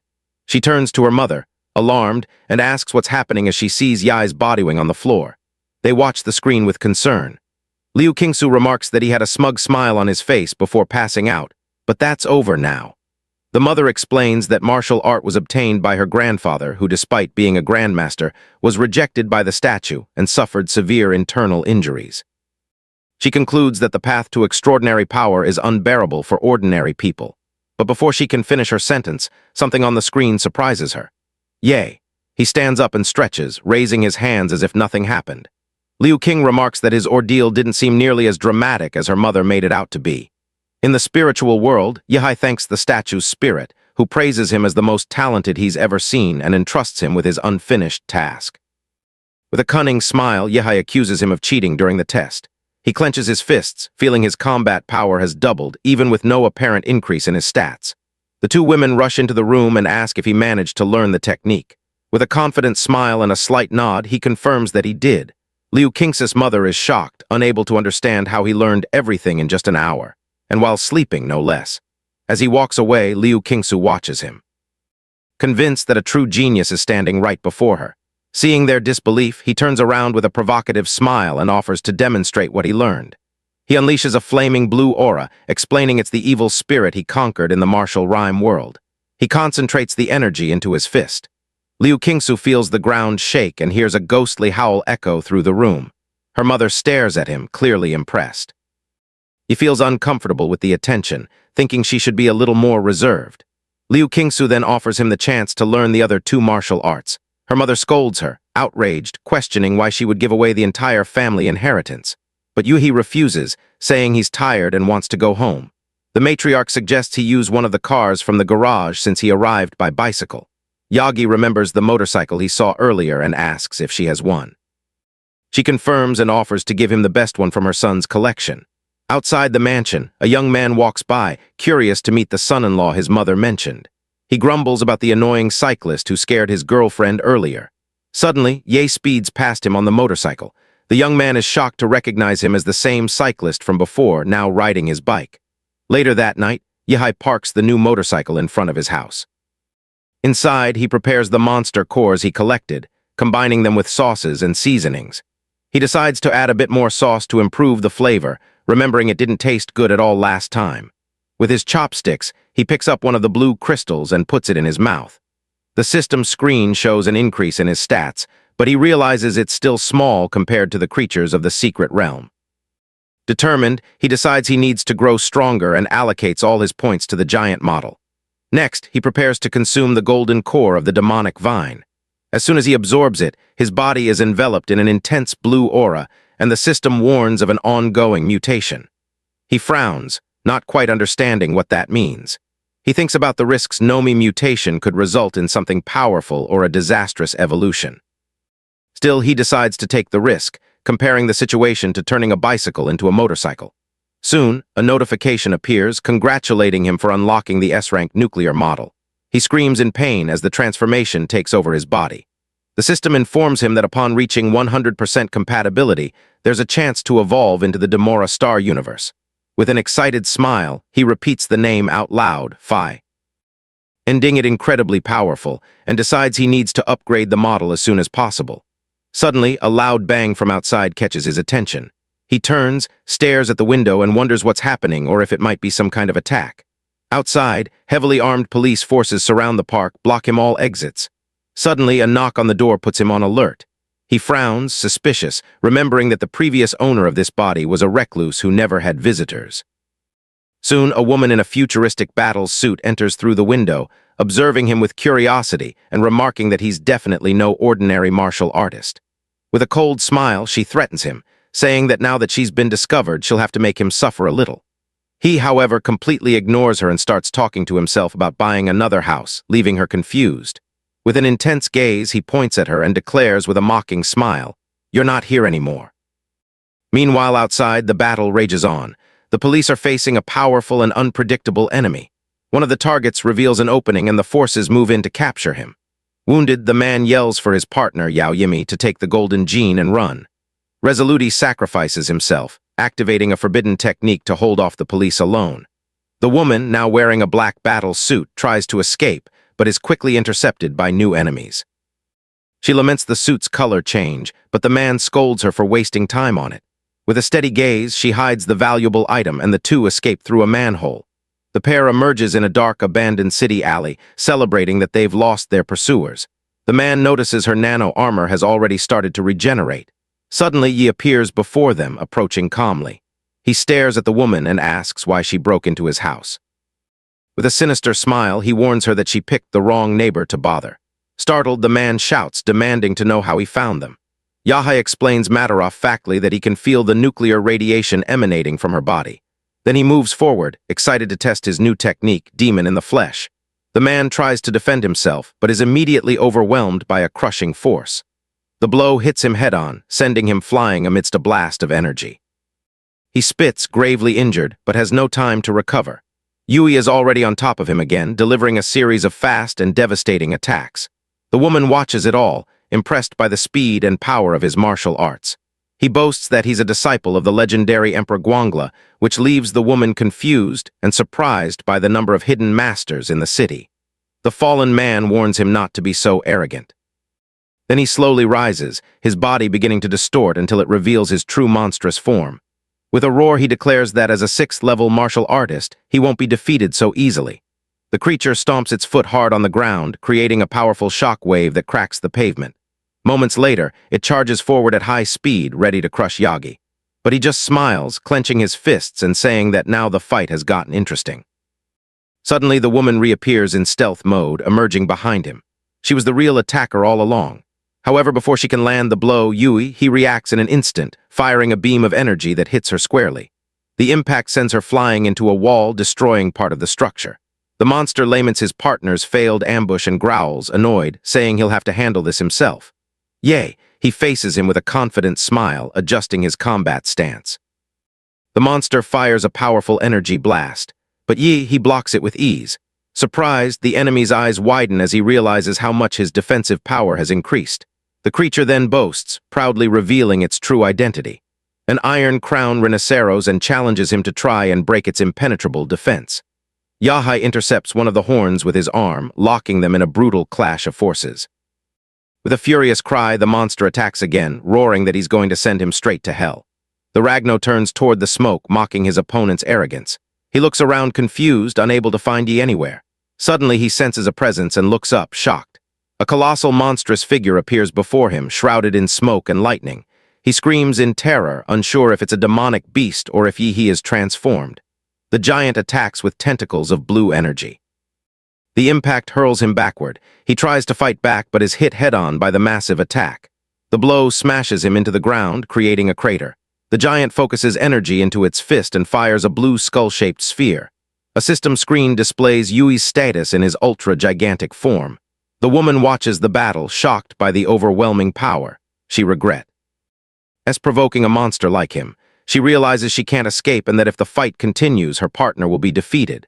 She watches the giant from atop a building, preparing her next move. She launches into the air, spinning threads of orange energy around her body. The nano-armor's molecular threads latch onto the giant's face, strong enough to cut through metal. She yells that even as a giant, he still has human weaknesses. The thread slices through the creature, and its head slumps to the side. She lands on the ground, exhausted, unsure if she succeeded, but the body still fires a beam of energy. The woman looks up terrified as the beam approaches. She stammers the word monster before being engulfed by the light. The last image in her mind is the infinite blue globe destroying everything around her. The smoke from the explosion slowly dissipates. Yai, back in human form, walks through the rubble. He approaches the man's injured body. With a cold gaze, he says it's his turn now. The man glares at him, defeated, and calls him a monster. Ye replies that it's only fair for those who killed to be prepared to die. In the distance, police lights flash in the dark alley. The injured man decides that if he's going down, he's taking Yehai with him. He reveals that the woman hid the golden gene in his room. With a maniacal smile, he warns that you will now be hunted forever. He cuts him off with a kick, saying he talks too much. He realizes he needs to get rid of it before the police arrive. He looks at the destroyed building and regrets going too far this time. Back at his apartment, he sits on the floor. He sends a message to Liu Qing's mother asking about the police interrogation. She advises him to lay low until the university classes start, and he reassures her. He thinks it was a good idea to have given her a heads up. He picks up the device containing the golden gene. He recognizes the symbol on the object, the logo of Laserbird, a biotech giant. He concludes the pair had stolen the item and were being hunted while on the run. He remembers the man's words and understands that all the trouble has now fallen on him. Looking through the broken window, he decides it's time to move. He goes to a hotel, ready to figure out what to do next. Meanwhile, inside a secret realm known as Swan Lake, a group of warriors harvest materials from the body of a defeated beast. Suddenly, one of the members turns startled, saying, "Something is wrong." A wave of dark, crackling energy surges forward, consuming the landscape with roars. From the darkness, an enraged horde of demonic monsters emerges. The creatures advance unmasked, destroying everything in their path. In the distance, a gigantic figure rests on a makeshift throne atop a trail of destruction. It is a fifth-level sovereign beast, a colossal wolf with dark fur and red eyes. The warriors panic, shouting to warn the military about the beast hide.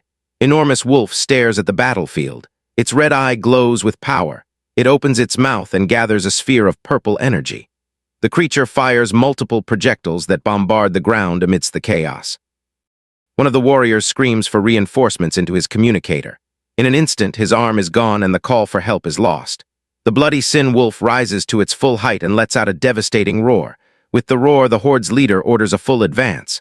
The army of monsters marches toward a dimensional portal opening in the sky. On the other side, the portal appears over Anqing City. Civilians look up, terrified by the anomaly. An alert announces that the beast tide will arrive in 20 minutes. The military forces are already on the move. Soldiers march through the streets as an emergency summons calls all martial artists to the front lines. At the ancient train station, an announcement asks citizens to remain calm and orderly. During the evacuation, children and students have priority. They are the city's future. In the mayor's office, Guang Qing is informed that no reinforcements are coming. All cities are overwhelmed with invasion alerts. His assistant confirms that no one is coming to help as even the safe zones are focused on their own defenses. Desperate, the mayor asks if the neighboring city of Huadu can't send at least one grandmaster. He collapses into his chair upon hearing that Hadu is facing an even greater threat and has mobilized all its forces. His face etched with tension, he stands and declares that the battle for Anqing will depend on them alone. Meanwhile, at a training center, two fighters face off in an intense match. Shu Zio moves in, preparing to deliver a decisive blow. The punch charged with blue energy strikes his opponent's face hard. The light blue-haired fighter slides back but manages to keep his balance. Chu Zio smirks at him, praising him for withstanding the hit. After training, they talk about Chu Zio's rapid progress, noting he's gotten terrifyingly strong. In just 1 month, mid-con conversation, his expression changes. An emergency alert flashes on the city panel. His friend shows him the evacuation order on his phone, which prioritizes students and asks if he plans to leave. Shu calmly replies that his friend with his talent is the one who should flee to safety. The other grins, excited, saying that if they're staying, there's only one thing left to do. Meanwhile, at the Liu family mansion, the sky takes on an ominous red hue. Liu Qingsu approaches her mother, Qinlin, and says she wants to join the defense forces. Qinlin explains the desperate situation, saying their chances are slim and that her daughter's life belongs to the family. Liu Qingsu lowers her gaze, silent for a moment. Then she turns and firmly states that a family of martial artists who won't fight monsters doesn't deserve to survive. The sign on a nearby commercial building shakes violently. In another room, Qinlin announces they are leaving the city and asks about the boy Yahe. She decides to send him a message, letting him choose his own destiny. In the secret realm of Swan Lake, veteran warriors and volunteers gather on the front lines. Trading taunts and words of encouragement, they recall past battles as they prepare to fight together once more. Weapons in hand, the army of city defenders advances as one against the tide of beasts. At the kingdom's entrance, a massive military fleet forms the last line of defense with orders to hold their position at all costs. Mayor Huang King explains that the vanguard made up of the city's best warriors must collect data and return alive. Suddenly, his eyes widen at the sound coming from the portal. A single gravely wounded soldier stumbles out. He collapses at the mayor's feet as medics rush to his aid. With a mangled hand, he hands over a flash drive containing all the battle data. The mayor takes it and desperately asks where the others are. The soldier confirms they all died in combat. In agony, he screams that the tide of beasts crushed everything, leaving no trace behind. With his last breath, he warns of a black ape that lured them into a trap. At that moment, a gigantic mass of black crystal bursts through the dimensional portal. The mysterious object smashes into a downtown building, causing a colossal explosion. Boulders rain from the sky, crashing down on streets and vehicles. Mayor of Wine King realizes the bombardment is targeting the defensive mines beneath the tower. The mines detonate in a chain reaction, destroying the unfinished structures. Amidst the fire, a soldier shouts orders to retaliate with full force. The mayor watches his soldiers counterattack, trying to remain calm. He quickly concludes the monsters are using long-range tactics, something unusual for them. His face twisted with fury, he curses the beasts for their unexpected strategy. A second, even larger wave emerges from the portal and advances on the city. Heavy artillery fires non-stop, trying to hold back the new threat. Through the smoke, a soldier on the ground sees a gigantic silhouette land near him. A multi-eyed flying beast roars, ready to attack the ground troops. It lunges forward, biting a soldier with brutal speed. Then a swarm of these winged monsters descends upon the battlefield. The mayor yells for them to intercept the projectiles as quickly as possible. Back in the secret realm, it's revealed the projectiles are coming from the back of a gigantic creature.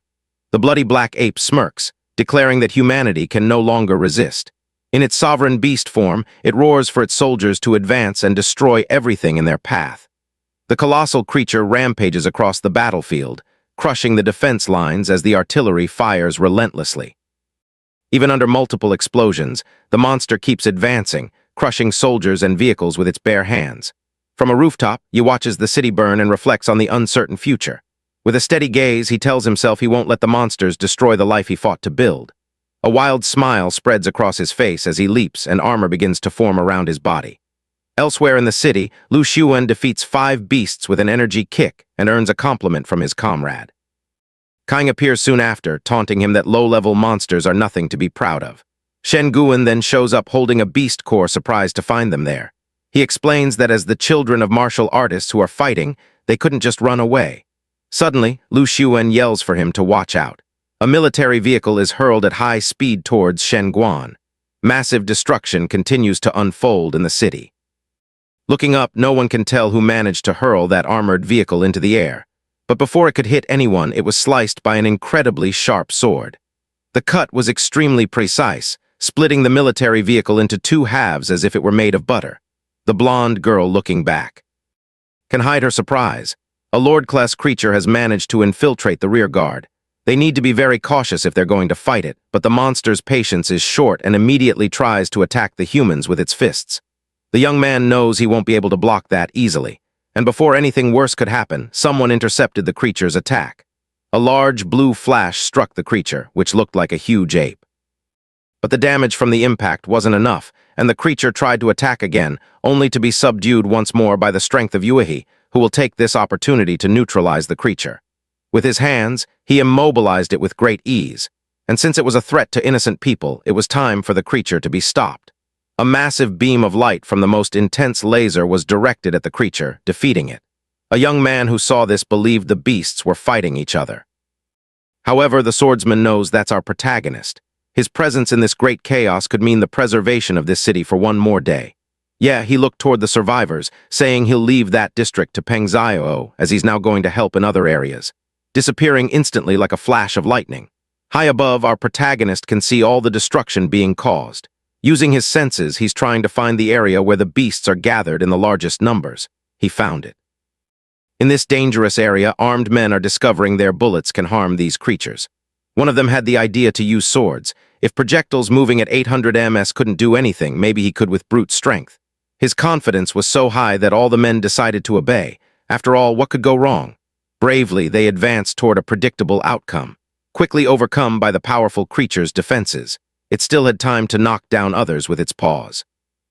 A subordinate told the captain they needed to retreat, otherwise all fighters on that site could be defeated. The captain uses his blade to hold back some creatures. He knows his military duty. Their obligation is to buy time for people to escape.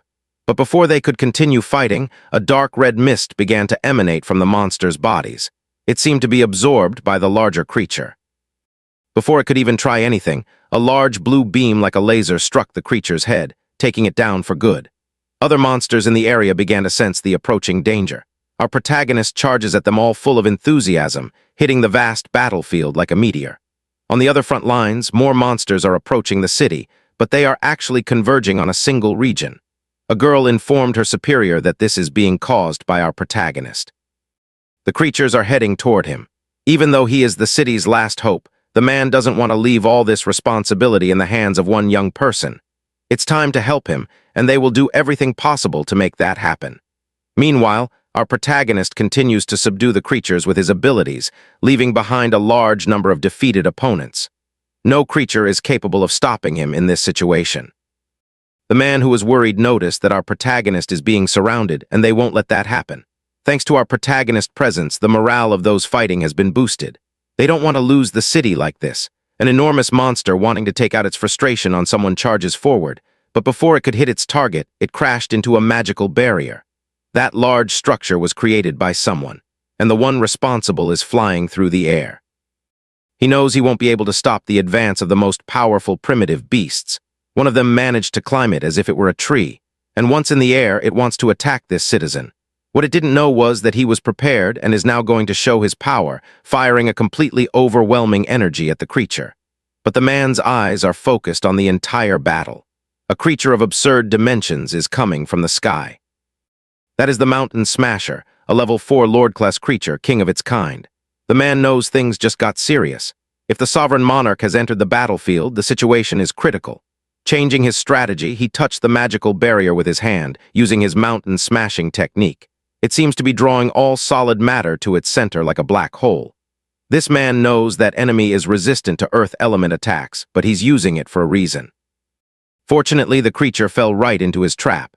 That gravitational core transformed into a massive drill-like object which now strikes the serpent with great force, causing considerable damage to its head. Its furious roar shattered glass and windows for several kilometers. The creature's wrath can be felt by everyone. Luckily, this man already had information about it, and so they managed to reduce the collateral damage. If it had entered the city completely, it would be very difficult to weaken it. But since only its head passed through the gate, it became an easier target. And now the man showed his skills, unleashing a great power against the serpent. Several palm strikes are being delivered. The serpent watches terrified as the creature is struck by the human. Thanks to this, its defeat is drawing near. It didn't happen immediately, only because the serpent grew spikes on its body to protect itself from the blows. While the man looks for openings, a creature is lurking in the shadows. Finally, he realized he had been ambushed, but his reflexes couldn't keep up with his perception, and he was captured by a creature. An ape is asking what this human is doing on its mountain. That's when the man realized the red-eyed ape had been hidden there the whole time. And now this creature wants to defeat this poor soul, throwing its enemy to the ground with great force. The gorilla looks at its own hand, believing there are no powerful martial artists in this city and that it can now do whatever it wants. And the man who was almost defeated is quite weakened, watching the creature carefully. Willing to continue the battle, the man is concentrating his power in one hand. With it, he created a kind of dragon, the Storm of Blades. But for the ape, all that resistance is meaningless. Destruction is inevitable. There is nothing on this battlefield that can contain its strength. Without a worthy opponent, humanity has become an easy target. The Storm of Blades advances, but the ape remains still. Its body is so strong and resilient that the blades shatter upon impact.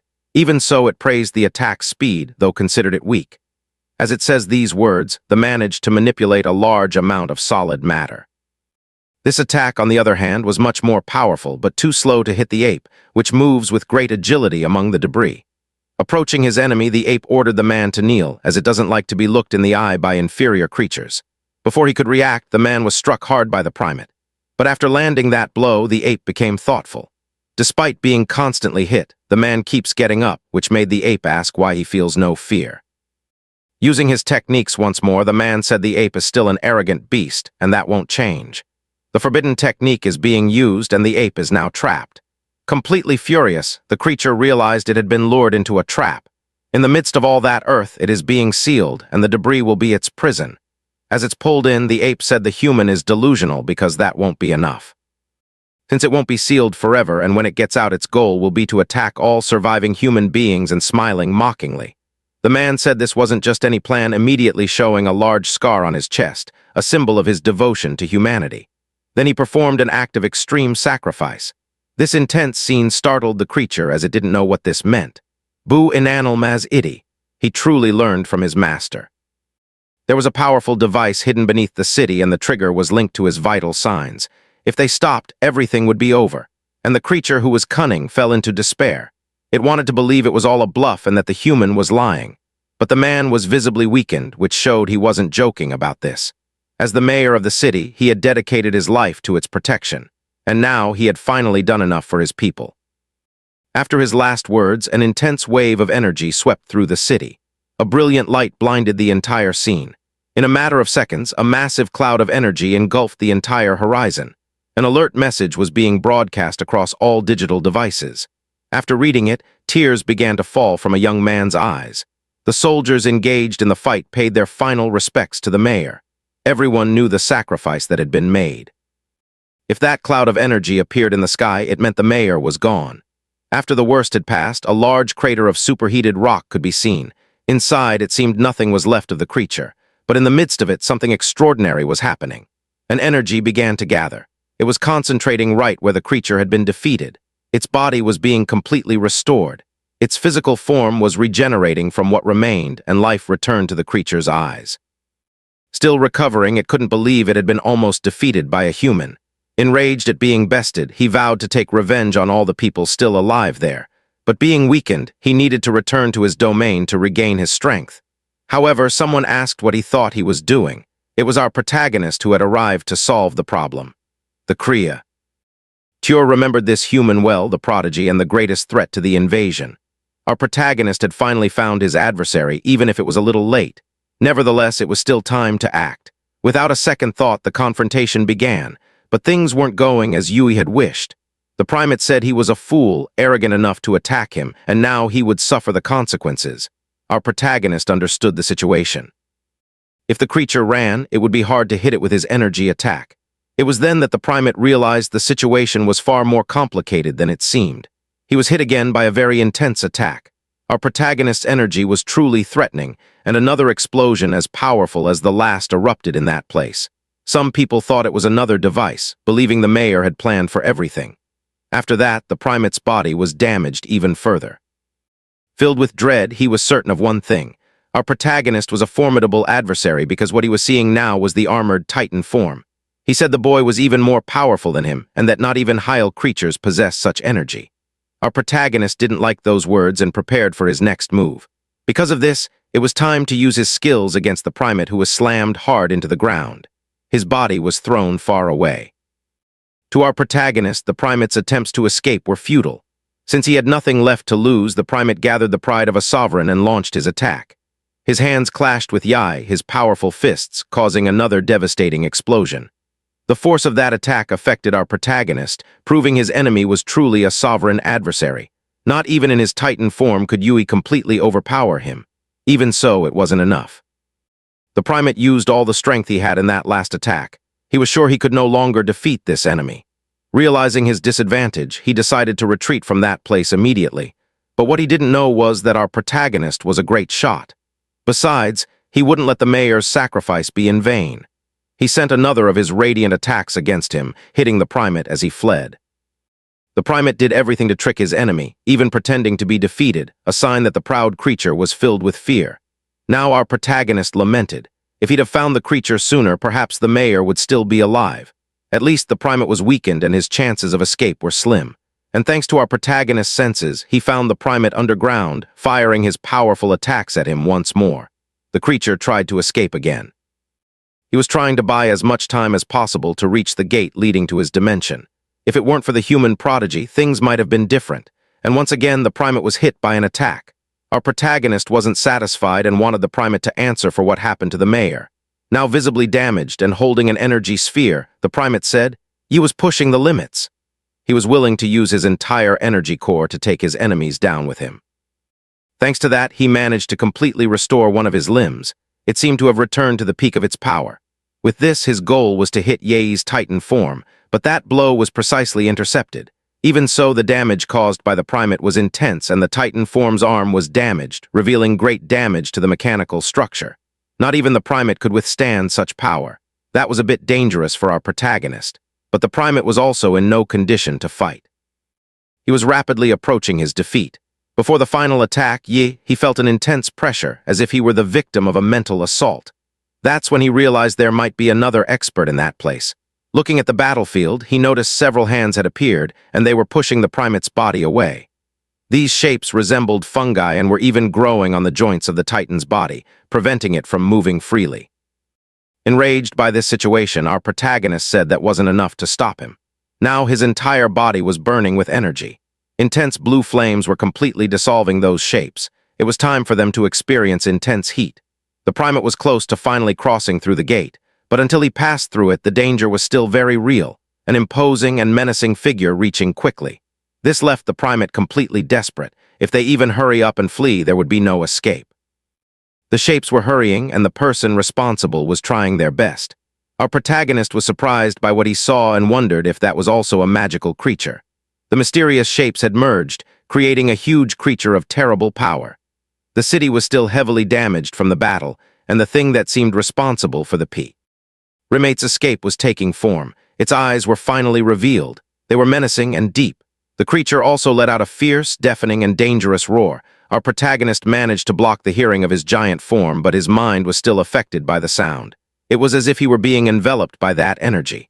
After what happened, many people were affected, and he couldn't let the primate escape like this. Completely determined, he warned that the primate would not escape. And now the hero is gathering energy in the palm of his hands, hoping to settle this fight once and for all. His physical form completely left the Titan. Our protagonist did this on purpose. That was his specialty, a small, concentrated sphere of energy. Slowly, the energy spread through the creature's body. Meanwhile, the monster formed by the shapes continued to emit its sound. Another massive explosion occurred. The people watching the fight from a safe distance were growing more confused as the beasts invading the city were now behaving erratically. Even so, they couldn't abandon their posts, and thanks to that final attack, the ape was finally defeated. It was up to the remaining martial artists to neutralize the beasts roaming the area. It took a full day for them all to be contained. The siege on that city was won by the humans, but the cost was high. Nearly 80% of the combatants did not survive. And the place where the Sworn Lake once stood was completely destroyed. Lying there was a young man who finally woke up. It's our protagonist still very confused. He doesn't know how long he was unconscious. Thanks to the energy released in the explosions, he was able to replenish his strength. The battle was truly intense. Thanks to what the mayor did, our protagonist had the chance to defeat the Black Aid for good, although the variety of creatures he faces is interesting. It's hard to defeat a supreme-level beast. Our boy was very lucky, but he believes that in time he'll reach the pinnacle of martial power. The fastest path to that is attaining the power of the Cosmic Emperor. That's why he needs to hurry and collect the necessary magic cores compatible with this power. Perhaps being transported to that world was Yuvi's destiny. After that intense battle, a month had passed, and for the people, life had returned to normal. During the creature siege, several cities were completely lost. A major national martial arts organization sent warriors and grandmasters to investigate. That invasion was completely unexpected. The most powerful guardian martial artist, Honging, arrived late and was severely injured during the battle. Our protagonist realized that humanity's survival would be a difficult road. He goes to the young woman's house with a request. Kin already knows he wants to learn her family's 2 remaining techniques. Embarrassed, our boy admits he has another request. He needs her help to obtain high-quality magic cores. She explains that plant-type cores are rare and precious. Intrigued by his proposal, she asks what he can offer in return. Our protagonist knows the university's freshman orientation includes a secret dimension exam. He offers to help Kingu take first place. She's interested, but says he's underestimating the challenge, telling him he's still a long way from the other prodigies. Our boy knows she's entrusted her family's future to him, so he thinks she should be a bit more optimistic. Standing up, she seems to agree, stating she'll help him one more time. Back in the city, our boy arrives at the hospital. He's immediately recognized by several people who now see him as a true hero. Among them are many admirers. Our protagonist goes to visit his friend who is no longer the most popular guy in town.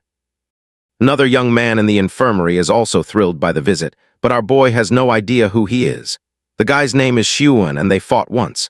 Despite a severe leg injury, he's doing okay. Thanks to modern technology, he can get an advanced prosthetic. Our protagonist is impressed by his former opponent's courage getting badly injured to defend the city. As he's thinking, he gets a call, and that's been happening a lot lately. His thumb has been ringing off the hook.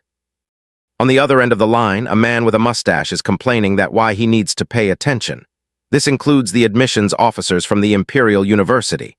A special train will pick him up in 3 days to start his training. The heavily bandaged young man also gets a call. They both want to prepare for the university. The only one who isn't a top student is the one injured in the battle. But he still has something to do before he goes. He returns to the site of the massive energy impact which is still shrouded in a toxic cloud. Our protagonist goes back, his powers activated. A dense fog is forming around him. As the Cosmic Emperor, he absorbs the energy. After his last battle, he increased his sync rate with the title by 1.5%. The residual energy here allows him to cultivate efficiently. He has been doing this for the past 3 days, but he can't stay there forever. The train to the university is about to depart, and he heads there to begin his journey. Among those boarding are some familiar faces. In fact, he just made a very flashy entrance at the station. At least he made it on time. The crowd watches, impressed by the hero's arrival. His friend notes that he's definitely gotten stronger. Finally, they're saying goodbye to this great city, our protagonist hometown. Now he must look to new horizons and head for the city of the Imperial University. Even though he can fly and has incredible abilities, he needs to take the train. Inside, he feels restless. He asks his friend if everyone here are top scorers. He learns the train is heavily guarded because it carries the most talented of the new generation. Yay.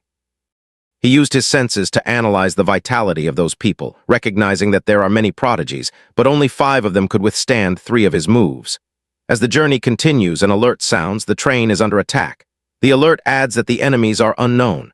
Students must evacuate their compartments and avoid conflict. Everyone on board is worried. After the recent attack, the nation is severely weakened, but our protagonist remains calmly seated. He's been training hard and just wants to rest.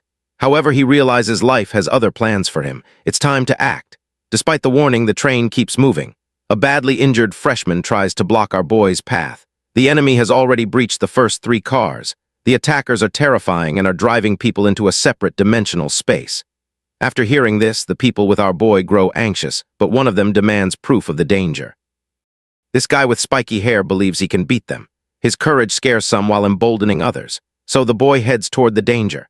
The freshman warns him he's heading toward immense danger. Only then does the freshman realize who he's talking to. Using his vitality sensor, he detects anomalies in the freshman and asks how he knows him. The young man says a girl named Leu showed him a photo and told him to find our protagonist. She said not to let him go in the front cars no matter what. This news alarms our protagonist. He also learns she was badly injured protecting the freshman. With tears in his eyes, he vows to keep his promise so the others' sacrifices won't be in vain. Our protagonist is furious as the boy's words imply the girl didn't survive. And since he made a promise to her parents, he has no choice but to intervene. The freshman tries to block our protagonist, but he's met with the overwhelming power of the two. Still, he insists he's only trying to save our protagonist's life. But his persistence has reached its limit, and he's quickly subdued, getting a first-hand taste of our protagonist's impressive power, who is now rushing toward the front lines. Eventually, he came across a portal. This must be the space the freshman had mentioned. To test his theory, our protagonist throws a suitcase into the portal. There's no reaction. His senses can't detect any energy from it, which is confusing. Still, he decides to go in and see what's happening. Once on the other side, our boy is surprised. A winding path appears at his feet, leaving him a bit confused. Although he entered with his friend, he's now completely alone. Unsure of what to do, our protagonist heads toward the light. He arrives in a completely abandoned and destroyed city. His force field can't detect anything either, as if it's being blocked. Only one option left. Our boy takes to the skies. He heads toward the tallest building he can find. Enraged at whoever is responsible, our hero unleashes a massive energy attack. He releases a huge wave of power into the sky, shaking the entire dimension. The other freshmen trapped in the city see our protagonist's powerful strike. It seems to have caught some attention as figures begin moving toward our hero. Leyu is badly wounded. She realizes our hero is here, ignoring her warning. Looking down, our hero sees he's drawn a lot of attention, including his enemies. A man in a pig mask charges at him, ready for an intense fight. Our protagonist hates mysteries. He decides he'll take that mask off with his own 2 hands. The man prepares for combat, but all he gets is a direct, powerful blow. Despite this, our hero realizes the man withstood his strongest blow and is completely unharmed. He seizes the opportunity to strike with his blade, but our hero's resilience surprises him. The protagonist's regeneration is so intense that he blocked the blow with his muscles alone. His attacker's strength isn't that great, but the weapon piques our protagonist's interest. Using his hands, he immobilized the opponent's head, want to get a closer look at its structure. Since it was very dark, our hero had to illumina the individual's face with his energy beam. Unfortunately, the blast was so powerful, it completely defeated the creature. That's when he noticed something inside its head, a kind of jade pendant. Our hero now figures this must be part of a challenge in this dimension, and that opponent's weapon was enchanted with a high dark aura. After the aura was dispelled, the weapon became ordinary again. While still pondering the situation, an arrow was shot toward our hero, but it was quickly intercepted by his defensive skills. Another adversary is approaching, ready for a fight. Our protagonist doesn't like to be caught by surprise. To his surprise, an arrow shot up from the ground. This is a technique used by that mysterious man. It managed to get our protagonist's body several times, but this only made him angrier as these attacks are nearly enough to defeat him. Completely focused, our hero summoned an immense dark power, and now he's at full strength. His cosmic power is heading toward the opponent. The blow is so powerful that a nearby building, which had nothing to do with the conflict, was destroyed. From a distance, other people are trying to understand why the building collapsed. Meanwhile, our protagonist is looking for the one responsible for the attack. He finally finds an adversary wearing a rabbit mask. This opponent can also strengthen his legs in a surprising way. This was done so he could leap with great speed. Even so, it's not enough to surprise our protagonist. Although he defended himself, he realized the masked adversary is a martial artist who was already pointing his spear at our protagonist's face. But before he could be hit, a barrier of ice was summoned to protect him. Thanks to this technique, the adversary was completely surrounded by a wall of ice. Our protagonist friend was the one who created it, and with his sword he intends to stop the opponent. Since he wasn't prepared, his strike wasn't fast enough to hit the creature. All he managed to do was make the opponent even angrier, who now advances, executing several spear strikes, completely destroying the ice wall. But our protagonist friend has his own skills. He knows palm impact techniques, which were effective enough to hurl the opponent far away. At that moment, the creature understood what happens to its adversaries. An enormous dark energy is approaching its body. It's our protagonist, who in his most powerful form managed to subdue it with a single move. Following this action, another energy explosion occurred. Minutes earlier, a few people were talking in an abandoned building. He knows the mass moon's weapons can overcome any defense. And the guy who showed up firing his energy into the sky must be just another defeated competitor, because now everything has gone silent again. This woman knows that the prodigies of this generation are on another level and are capable of fighting the mass ones. And compared to those from the Huda region, the other students aren't as strong. As they reflected on this, another energy explosion happened, leaving those people completely speechless. The long-haired guy is also watching this. He asked his friend what he thinks about it, and an introverted colleague in AOD believes it's a freshman's technique. They had just defeated the Horsemaster figure, and now they want to know how someone possesses such an exaggerated power. They have managed to gather 4 pendants so far. Other freshmen are also collecting the pendants. They are separated according to the zodiac signs, and they need to collect them all. The most dangerous among them is the dragon. Its touch is extremely perilous, and it will be best to avoid it at all costs. And the introvert is sure that the freshman releasing this blue energy must also have several pendants. Since they desire victory, it's time to collect pendants from the other students. Our protagonist battle is over. He already has the pig pendant and now the rabbit one. His friend wants to know if they are really going to hunt these masked figures. Our protagonist confirms it.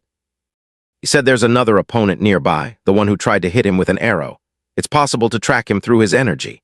After walking a bit, our protagonist found signs of a battle. There is still heat in those marks. The people involved can't be too far. Our protagonist friend noticed they were close and sensed something unusual. He immediately used his ice sword, sending an attack in the direction of his intuition, disrupting the invisibility technique of a female combatant in the process. Our protagonist friend didn't like knowing someone was hiding in the shadows there. Before he could attack her again, a combatant capable of using flames entered the scene, using his technique to counter the ice of our hero's friend. This combatant also proved to be impatient and is complaining about his colleague's lack of skill for getting discovered. Our protagonist approached menacingly and won. TS to know if they were trying to ambush them. The girl said they got it all wrong, that they were chasing the chicken masked figure. As she says this, her friend gets ready. Our protagonist is already very angry and determined to find out the truth. He grabbed the girl, questioning her. It was a clone, which only made the girl very apprehensive. While her partner had already expected this, he immediately got into position, puffing up his cheeks and throat like a frog. He hurled all that special smoke toward our protagonist. As our hero is very cautious, he retreated immediately. At that moment, the girl revealed a large fan and she's going to push the smoke toward them, blowing the dense fog in our protagonist's direction, engulfing our heroic duo. Now that they are surrounded by the fog, the flame user is going to launch his power at them, producing a massive explosion. With this, they believe they have emerged victorious, as no one can withstand that combination of powers. But this only made our protagonist even angrier with determination. By clapping his hands, our hero pushed the dangerous smoke away. This left the flame user terrified. Not even the greatest experts could do something like that, and to his surprise, the opponent saw a swift blow approaching at the speed of light. It's our protagonist who is now in control of the situation. The confrontation is underway. The girl realized she wouldn't be spared just for being a student. She would certainly be questioned. Before she could think of fleeing, she noticed her legs have been frozen. She had completely ignored our protagonist friend who is now approaching her. Determined to know who was behind the plan, the student knows there's no way to reason with a motivated adversary. She used her wind to break the ice that trapped her feet. Like a projectile, she began to flee in desperation. What she didn't know was that she would be captured immediately. Looking back, astonishment filled her eyes. Our protagonist confronted the student as he went to that location, prepared to fulfill his mission. This time, the approach would be direct and there would be no hesitation. However, luckily for her, she managed to escape. This only activated our protagonist's pursuit instinct, and he was determined to recapture her. He unleashed his intimidating energy, the one he uses to confront adversaries, capturing the student who can no longer escape as she was restrained by the energy of those he had already confronted. Our protagonist ordered her to accept her fate as there was no one to help her now. Completely surrendered, she decided to hand over the item, the 2 pendants collected. Since he was in a good mood, our protagonist told her to tell him everything she knows. The student said that to win this challenge, it's necessary to collect 12 pendants. Possessing a lot of information, she suggested guiding our protagonist inside that place, planning to take advantage of the situation and grab the pendants if you were defeated. But exuding an intimidating energy, our protagonist said that wouldn't be necessary. Meanwhile, in the same place, the long-haired guy and the introvert are running quickly as they want to obtain pendants. Along the way, the long-haired guy was surprised by something. There were traces of a recent confrontation in the middle of their path, and they know that participant's name was Tin Chen. A few minutes ago, this participant was walking casually, wanting to team up with other freshmen to stay in the challenge. That's when he felt a presence behind him. A masked figure carrying a sword was approaching him. This figure had 2 irises in each of its eyes. That's when the participant understood he was facing the dragon-masked figure. As if in a suspense scene, the lights on that avenue began to flicker, and in the next second he was decisively defeated. The dragon has no compassion for anyone, and he's also carrying a few pendants. Analyzing the scene, the long-haired guy can't understand how the participant was overcome, but the introvert knows it was the dragons doing the most powerful of the masked ones. Earlier, the long-haired guy tried to defeat him in the underground along with 20 other participants, and the only ones who managed to escape were him and the introvert. It was getting so tense, it didn't even feel like a challenge anymore. And overcome by fear, the introvert was completely paralyzed. The long-haired guy also reported that the participants' pendants were taken. The dragon might have left the underground because the freshman managed to meet certain conditions, like defeating all the other masked ones. Gathering his resolve, the introvert knows he can't fight the dragon, so he wants to get other pendants as quickly as possible. He summons his great wings to speed things up.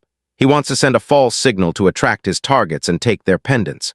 Flying through the air, he began to emit powerful sound waves. In that same city, a badly injured Leu is recording a diary recounting everything that happened.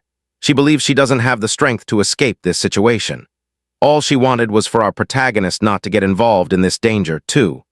She wonders if the participant who escaped this dimension managed to find our boy and deliver her message. While reflecting on this, she heard something terrifying, and she immediately thought she'd been discovered. In her current state, she won't be able to escape, making her a potential target for pendant thieves. The winged introvert ended up locating Leu, and it seems she has the ox pendant, which is very useful. He also knows where she's heading now. He believes it's a trap set by the girl, trying to lure him to the underground where the dragon is, but he knows the creature has already come to the surface, so it's time to find her and take her pendant. Determined to find the girl, he went straight to the building where she was. With his wings, he stops in midair, saying that no one can hide from him. But what the introvert didn't expect was to hear that voice from earlier. Furthermore, in the shadows, he saw a sword wielder in a dragon mask. Completely terrified, he felt a chill, believing the dragon is targeting pendant bearers. This reminded him that he's currently carrying 4 of them. The dragon's eyes are glowing menacingly, and the introvert realized it's time to run. There's nothing he can do to defeat this creature. And because he hesitated, he was drawn into the dragon's domain, a technique he didn't know the creature could use. It's activated when you look into the opponent's eyes, and the only way out is to win the fight. The dragon charges forward, determined to strike his opponent. Several blows are exchanged in the air, and the introvert tries to block them with his wings, only to see the dragon trying to surprise him from behind. Outside, the long-haired guy's life isn't easy either, as he's found something even worse than the dragon. It's our protagonist in his most intimidating mode, and can't believe those individuals used the general chat to provoke everyone. Our protagonist friend wants to have some fun, too, and asked the long-haired guy to be his opponent so he could test some techniques. This comment infuriated the participant, who realized he was being deeply underestimated by the 2 of them. Seeing the attack approach, our protagonist friend uses Ice Sword once again, managing to block the long-haired guy's charge, but it seems he's fully committed to the fight. The long-haired guy is eager to continue the confrontation, wielding his greatsword against the boy once more. But his agility is so great that he almost surprised him from the side, but our protagonist friend is protected by the plot. He repeated his mantra, stating that the sword and the man must be one. Right after that, a huge and dangerous creature emerged from his sword. Meanwhile, behind the long-haired guy, a great tiger appeared as well. The tiger and the dragon are now in an intense battle. Although the fight is balanced, our protagonist can't hide his disinterest. In the middle of the battle, the long-haired guy felt the introvert's energy, who is now calling for help. He needs to make a decision in the middle of this combat. Abandoning the conflict, he said he has urgent matters to attend to, otherwise, he would stay and defeat these opponents. But our protagonist wasn't going to let him escape so easily. He hit the long-haired guy with a powerful blow, which he managed to block with his sword. However, the impact was so strong that he was thrown far away. The long-haired guy can't understand how that was possible. He believes he was completely caught by surprise, but our protagonist said he's just weak. This seems to have awakened an intense fury in the long-haired guy. 3 minutes later, he woke up completely disoriented. Apparently, his endurance was exceptional. Our protagonist is holding the long-haired guy's sword and said he would borrow it for a moment. For that, it needs to be reinforced a bit, and our boy placed special scales around it. The guy with the ice sword said the long-haired guy has no pendants. However, he found a necklace on him that won't stop blinking. It seemed to be sending some kind of signal inside the dragon's domain. Things are not easy at all. The introvert boy has been gravely injured. He never imagined things would get to this point. He used all the relics he had brought from the secret kingdom, and he just needed to hit the dragon's vital point to seal its energy. In the process, he was seriously wounded and failed to hit the target in the dragon's heart, missing by a few inches. The creature now approaches to finish the fight, but the dragon had better ideas. He decided to pin his opponent to the wall using his sword, leaving him immobilized there like a trophy. Meanwhile, Lee is climbing the stairs, intending to reach the roof of that place. She knows she's no match for the dragon, who is much scarier than the ox.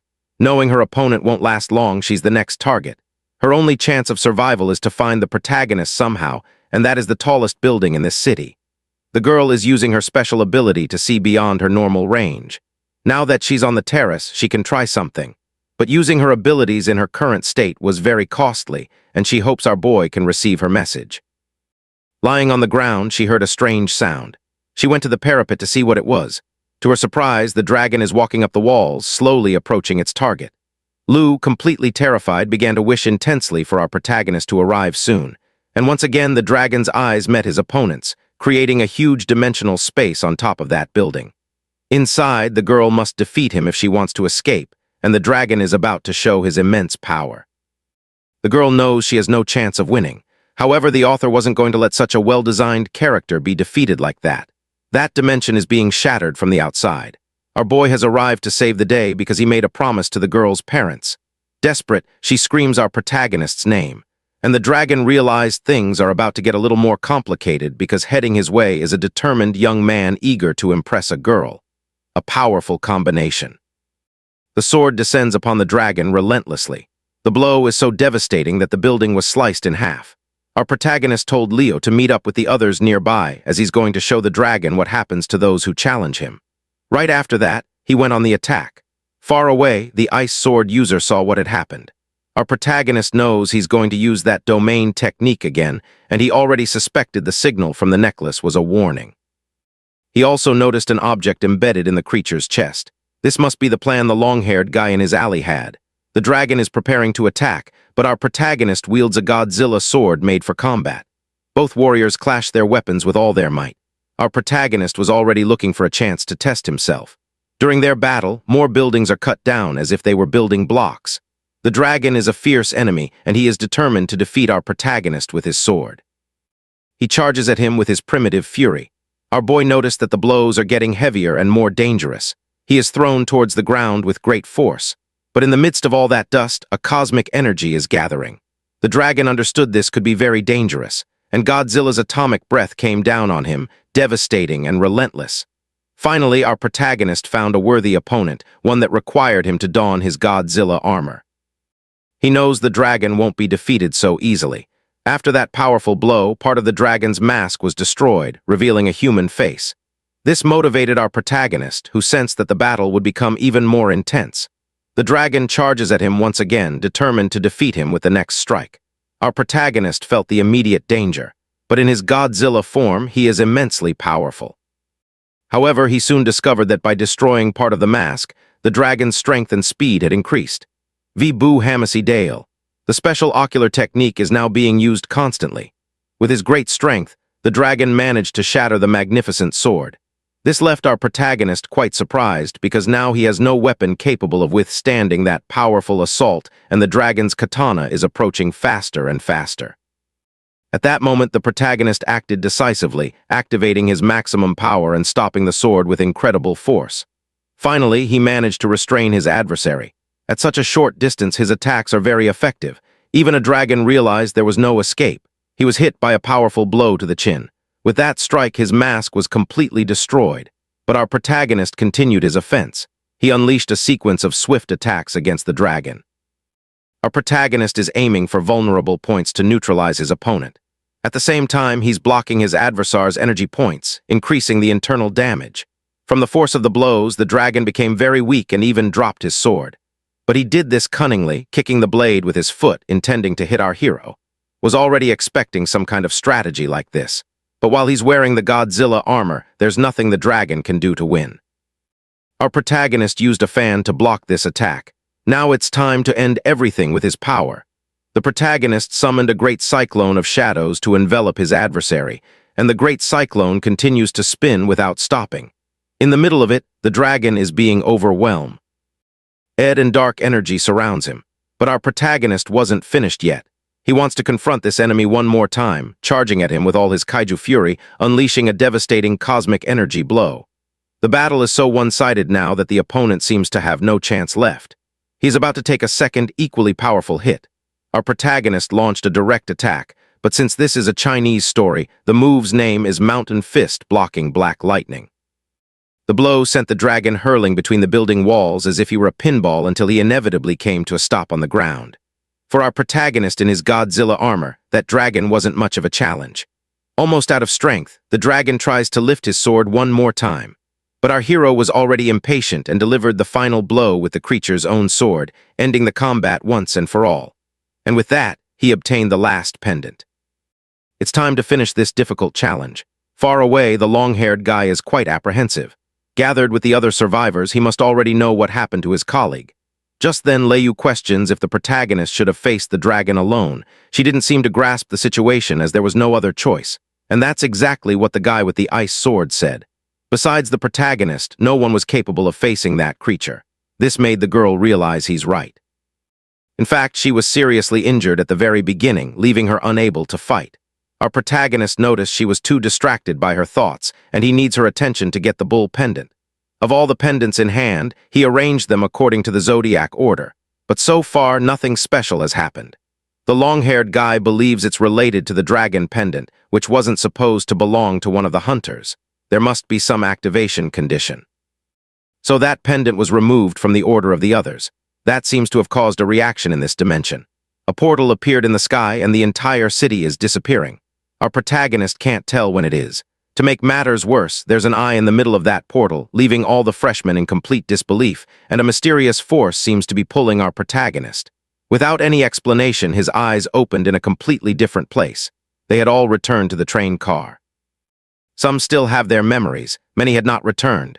A recorded announcement informed the students they had been taken to an illusory realm. This was this year's freshman hazing. What a strange university. They took hazing to a whole new level. Now everyone was informed that our protagonist team managed to collect all 12 pendants and that our hero's performance was exceptional, so he will receive a reward. Immediately, rumors start to spread through the train. No one can figure out how he was able to do such a thing. And now, our protagonist realizes he has finally achieved what he wanted. By meeting specific conditions, he received a reward from the system. Now our hero hopes there won't be any kind of trick this time. In the system portal, an imposing creature appeared before him. The vampire model is now available, capable of influencing other beings and manipulating their life energy. After that extremely memorable and disturbing event, the train continues toward its destination. Our hero is celebrating getting the vampire card, but some people came over to talk to him. It's the introverted kid and the long-haired guy who want to know if he really defeated the dragon. Our protagonist was even more emphatic. He defeated the dragon, leaving the introverted kid completely speechless. He announced to everyone that he wanted to create a new student club at the university and asked our protagonist to be their president. Because with our protagonist's strength, they can fight against tradition. The others saw that the arrogant kid actually invited someone, which was incredibly surprising. But of course, our hero refused. He prefers to act alone and doesn't care much for factions. Even so, the kid left his business card with him, hoping they could talk about it soon. Later that same day, the train finally reached its destination. Looking out the window, our protagonist was as happy as a child. It's the first time he's ever seen a city as large and developed as this one. Dyson embarking from the train, they marveled at all the development.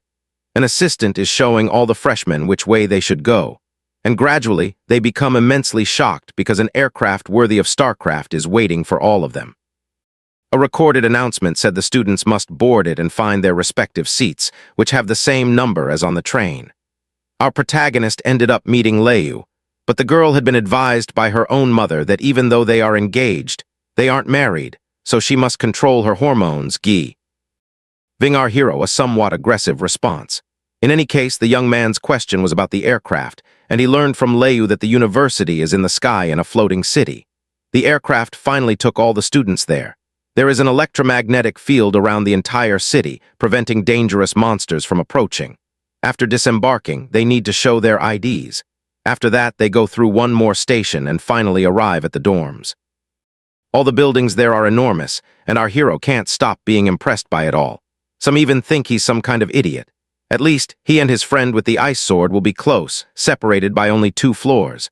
Our protagonist was surprised to find they would have a 100-square-meter apartment fully furnished with a state-of-the-art computer and even a jacuzzi tub. For him, it's like staying in the best hotel that exists. Now it's time to get down to business and test the vampire model. Using his student ID, he can use the university app and spend points to buy interesting things. But he soon discovered that the prices of things are simply absurd. And now our protagonist needs to be very careful with his spending. He bought a few items that could help him with his motivation, and they were immediately delivered by drones. Our hero is very excited to use those crystals.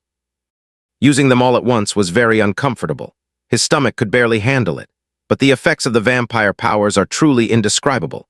Even his fangs grew larger now. Sucking an enemy's blood will be very easy. His nails are also long like claws, which gave our protagonist an interesting idea. He thought it would be cool to pierce his own throat with his new claws. Our protagonist gagged at the idea. A large wound appeared on his neck, but it regenerated almost instantly. With this, he realized his regeneration had become even faster, and it was incredibly obvious to him. Now in the training room, he will test his other skill, Red Calamity. Closing his eyes, he tries to concentrate his new energy. His eyes open, filled with determination. On the other side of the arena, a malevolent figure appeared. Our boy asked the figure to approach and try to hit him with a punch. The malevolent figure channels its power to deliver the best possible blow, causing another equally malevolent figure to appear on its back. Now its fists are ready to strike our protagonist. He tries to defend himself in the most foolish way possible by crossing his arms in front of his face. It's a guard that doesn't exist in any martial art. It would have been interesting if the malevolent figure had hit him in the stomach, but it went straight for his defense. Our protagonist felt all the bones from his elbow down shatter, and the force of the impact was so great that he was sent flying. As he got up, he noticed his arms felt like boiled noodles. Now it's time to test time freeze. To our boy's surprise, he managed it for 5 seconds. That's his current limit. He decided he would keep trying to increase it. With great concentration, he managed to raise this limit little by little. But to reach the 5.5-second mark, he's about to explode. And his barrier was completely destroyed upon reaching his new limit. 5 seconds is the body's original limit, but for our protagonist, it's just a barrier to be broken.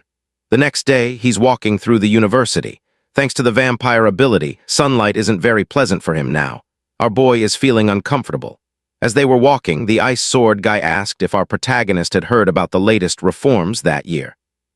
Classes will be in small groups like a mentorship, and students can seek guidance from different mentors. Our protagonist wants to know if he needs to look for someone, and his classmate informs him that in his case, he doesn't.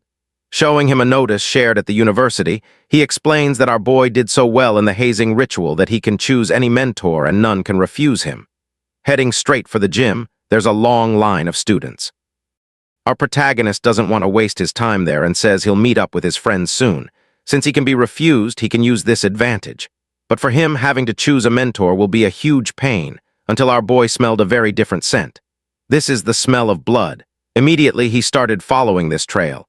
Thanks to his new abilities, he could sense an aggressive aura. Following the trail, he was surprised by what he saw. A girl was crouching on the ground eating a sweet potato, and she doesn't seem threatening at all. Our boy can't understand how such a cute girl could be the source of that evil energy.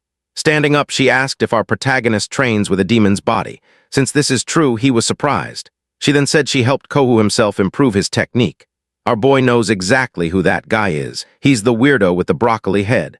And the girl said thigh. This man was her disciple 90 years ago. But our protagonist has a hard time believing it as she looks very young. A few things are impossible for those who have reached the pinnacle of martial arts. Maintaining such an appearance isn't that challenging. Changing her expression, the girl asks if our protagonist doesn't believe her, and he started to joke with her. Right after that, he felt as if his head were in a guillotine. Such was the killing intent of the woman before his eyes. And the sensation was so real, it felt like a hallucination. That is the true scarlet calamity. But before he could say anything, the girl put a lollipop in our protagonist's mouth. She apologized for getting too carried away. She didn't want our boy to complain about her to the university. She only gets a few hours of release each week, growing more curious. Our protagonist wants to know who she is. Her name is Goni, the weird girl, a very powerful grandmaster. She even made the university president cry when they were kids. Hearing all that, our boy immediately dropped to his knees. If that girl really is a grandmaster, she could help him overcome this technical bottleneck as their styles are very compatible. As he formally asked to become her disciple, the woman was visibly taken aback. Far away, back at the gym, the mentors are observing the students. Among them are the 5 deans. The other students never imagined they would be there, but they only came to this selection because of our protagonist who managed to overcome that deadly challenge. Since he achieved the maximum score in all categories by defeating the dragon to the deans, our protagonist doesn't even know who the dragon really was. He's a model created by a supercomput based on Honging's abilities when he entered the university decades ago. No one has surpassed his data in a century. And if our protagonist defeated the artificial model, it's because he possesses great talent. Everyone is eager to meet him. But a secretary brings the dean terrible news because he had already chosen the weird girl as his mentor, leaving all the professors visibly upset. At first, she didn't much like the idea of having that young man as her discipline. In fact, she said she had already been expelled from this grand institution. But our protagonist knows she gets out a few hours a week, which would be more than enough, and he can help her win her freedom, a completely irresistible offer for her. While they were discussing her terms, all the deans appeared. The stone man reminded the weird woman of her own words. She had promised not to interact with students when she was free, and due to her mental state, she is not fit to teach. The old man told her to go home, but the woman was not willing to do so. But not wanting to antagonize them, she called her new disciple to go home together. As he follows his new mentor, our protagonist observes the university until they arrived in front of a large door. Inside the elevator, he asked if she lived there.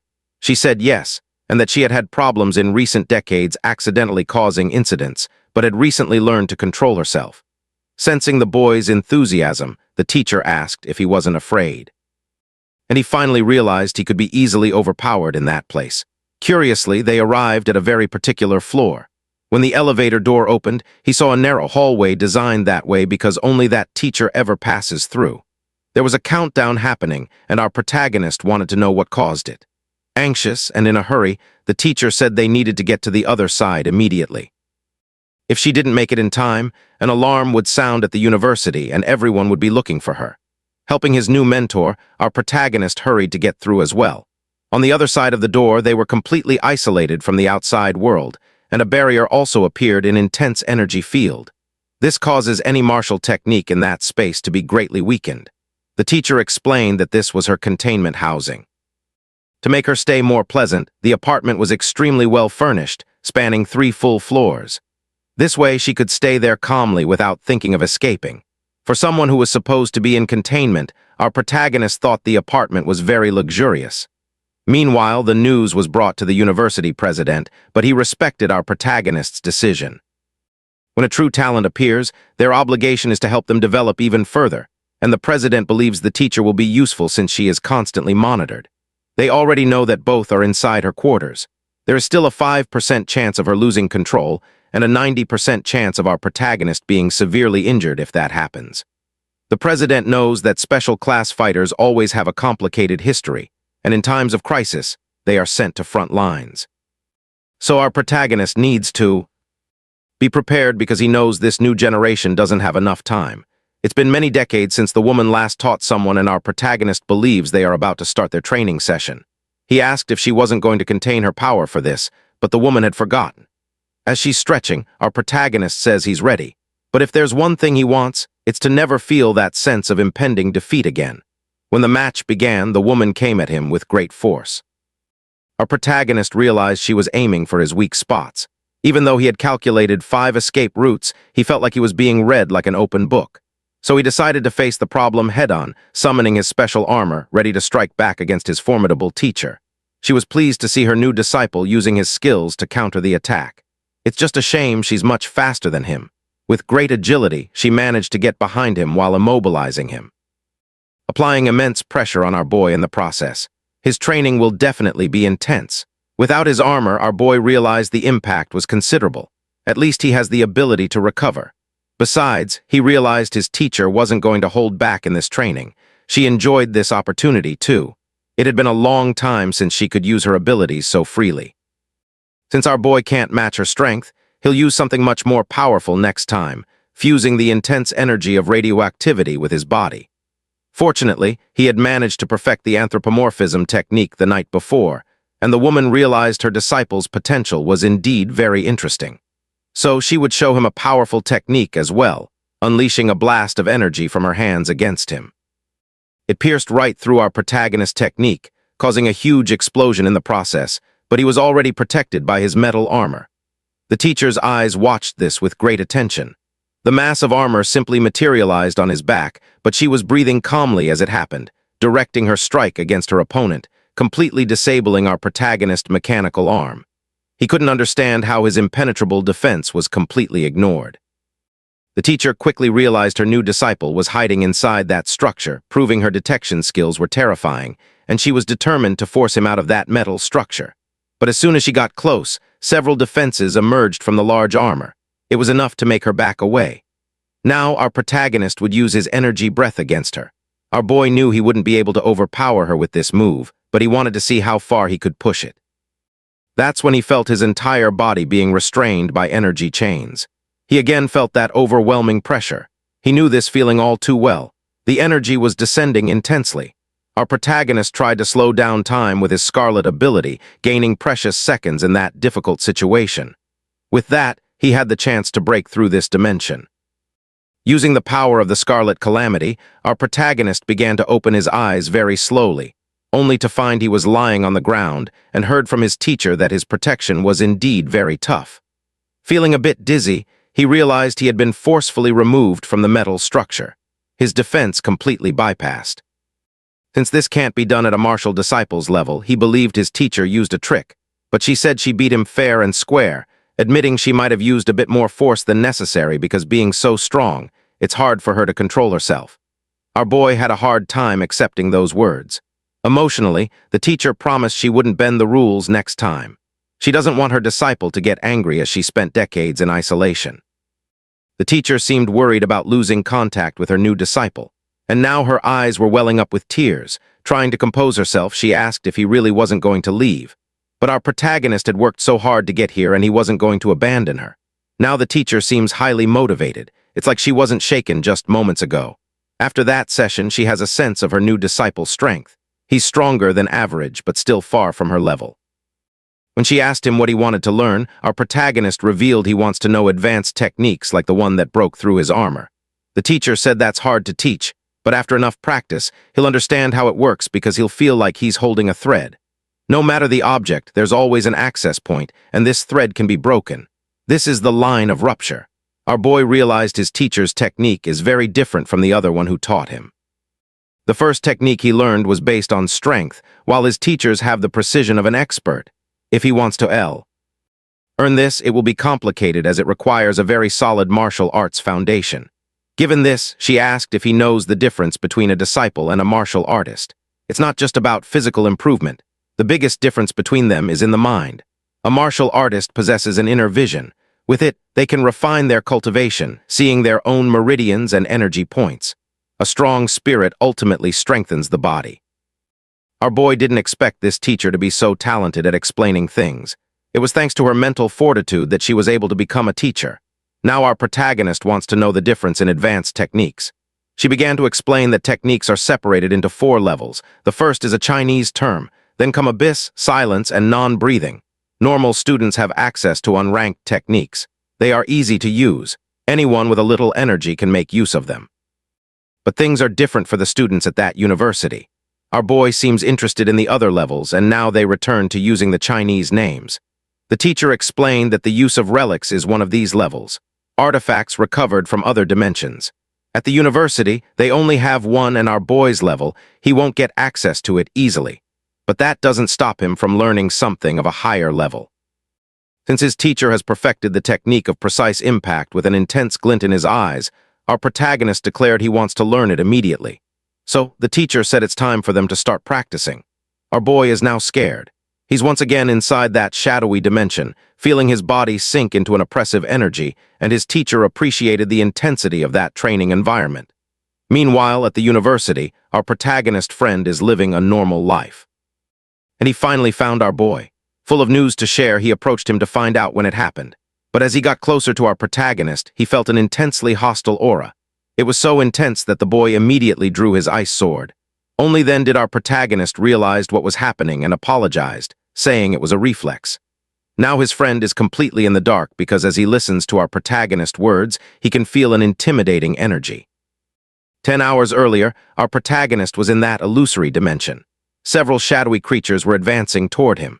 His task is to defeat these creatures without using martial power, only the blade in his hand. The goal is to make his body remember this feeling to learn how to execute a precise movement. Our boy is now determined, and he uses the dull blade to defeat the illusions. This leaves his teacher very surprised since not all martial artists are capable of training in that place. Our boy's mental strength is exceptionally high.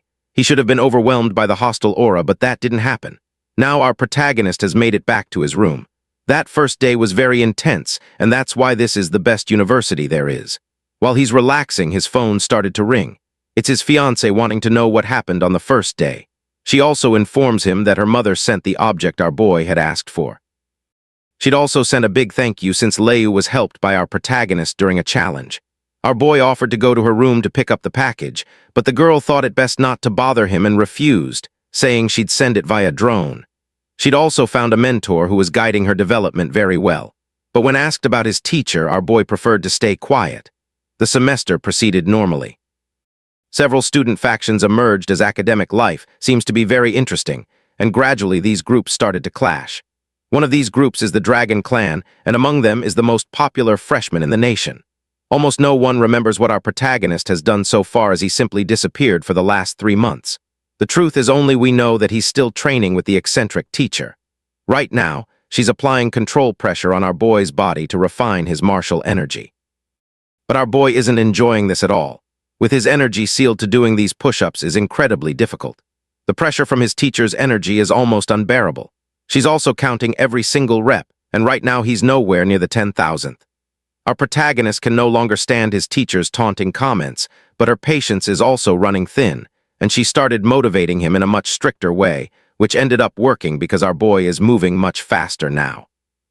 Finally, the training paid off and an explosion of energy erupted.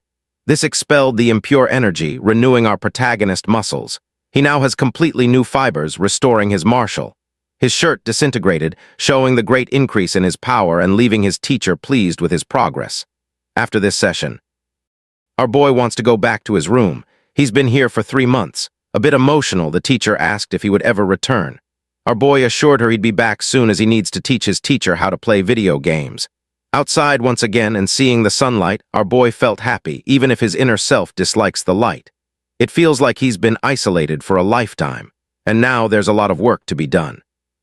Part of the university's evaluation involves taking on outside missions, performing all sorts of dangerous tasks. Heading to the activity center, our boy wants to take on some tasks, and on the way he ran into his friend. Isord never imagined he'd see our boy that day. He had waited a long time. Talking for the first time in a long while, our protagonist learned that his friend became a martial artist 2 months ago. And now, in our boy's presence, Isord noticed a dramatic change. 3 days ago, he saw a match between 2 students. One of them was the vice president of the Dragon Clan, and he ended up losing to another prodigy who is now in everyone's spotlight. While they were talking, a girl arrived. This is our protagonist's fiancée, but as soon as she saw our boy, she remembered something. She had received some rather embarrassing advice from her mother. She tried to approach him for a more affectionate greeting, but she got shy and couldn't do it. The boy found it strange that she didn't even say hello, which ended up upsetting his fiancée. Now that everyone is inside the building, they can look at the available missions. The girl and Isorn have already completed 3 more missions than required. They're only here to help our protagonist. The boy has already chosen 3 interesting tasks. They all involve dealing with dangerous individuals or wild creatures. Leu said that some of those missions require several people, but our protagonist has a privilege card given to him by his teacher. She assured him that few students are stronger than him right now, including the upperclassmen. His friends want to know how he got a privilege card, but our protagonist is hesitant to tell the truth. He knows that risk and reward go hand in hand. The first task is to locate a fugitive, the second to assist in an investigation, and for the third, they'll be in charge of everything. But none of this scares our protagonist. It's time for action. The secretary thought their choice was absurd, as a group of second-year students faced great difficulty on the same mission. Our protagonist showed her his privilege card, but the secretary didn't believe it. She had to call the director to confirm it. After the information was validated, she wished everyone involved good luck. Outside, our protagonist told his friends to get their gear ready, as he has something to do now. He went straight to the mechanics college. There's a dean there who made a custom weapon for our boy. One of the rewards he received from the challenge. It's finally time for him to use his new special sword. That really is a very interesting sword. And after making a few swings with it, our boy was very pleased with what he had received. Every strike from that sword is simply decisive. Even though it was made to his measurements from 3 months ago, it adapts perfectly to his martial artist body. The professor's work was truly incredible. Now our protagonist and his team are outside to carry out this investigation. They are using the identities of normal students. Our protagonist's vitality sensor has been enhanced. He can feel anything. An ice sword said they should head to the dormitory reserved for them. At that very moment, an old man offered them a ride. This got our protagonist excited. The mission is finally starting now that they're all in the old man's cart. They had to listen to him ask several questions. He was surprised to find out they were students from that place, as he doesn't know their families. Our boy said his grandfather passed away a long time ago. Luckily for him, this identity actually exists. Everything was well planned. The old man is thrilled that these kids still remember their roots. He finally dropped the youths off where they'll be staying. As he left, he mentioned a big event happening in the city in 2 days and recommended the kids go, saying they would enjoy it. Upon entering the property, they realized the house had been abandoned for several years, but cleaning is our boy's specialty. Gathering power in one of his feet, he stomped on the ground with force. His energy is clearing out all the weeds and insects. Now they can leave their luggage without worry. An ice sword will set up security cameras.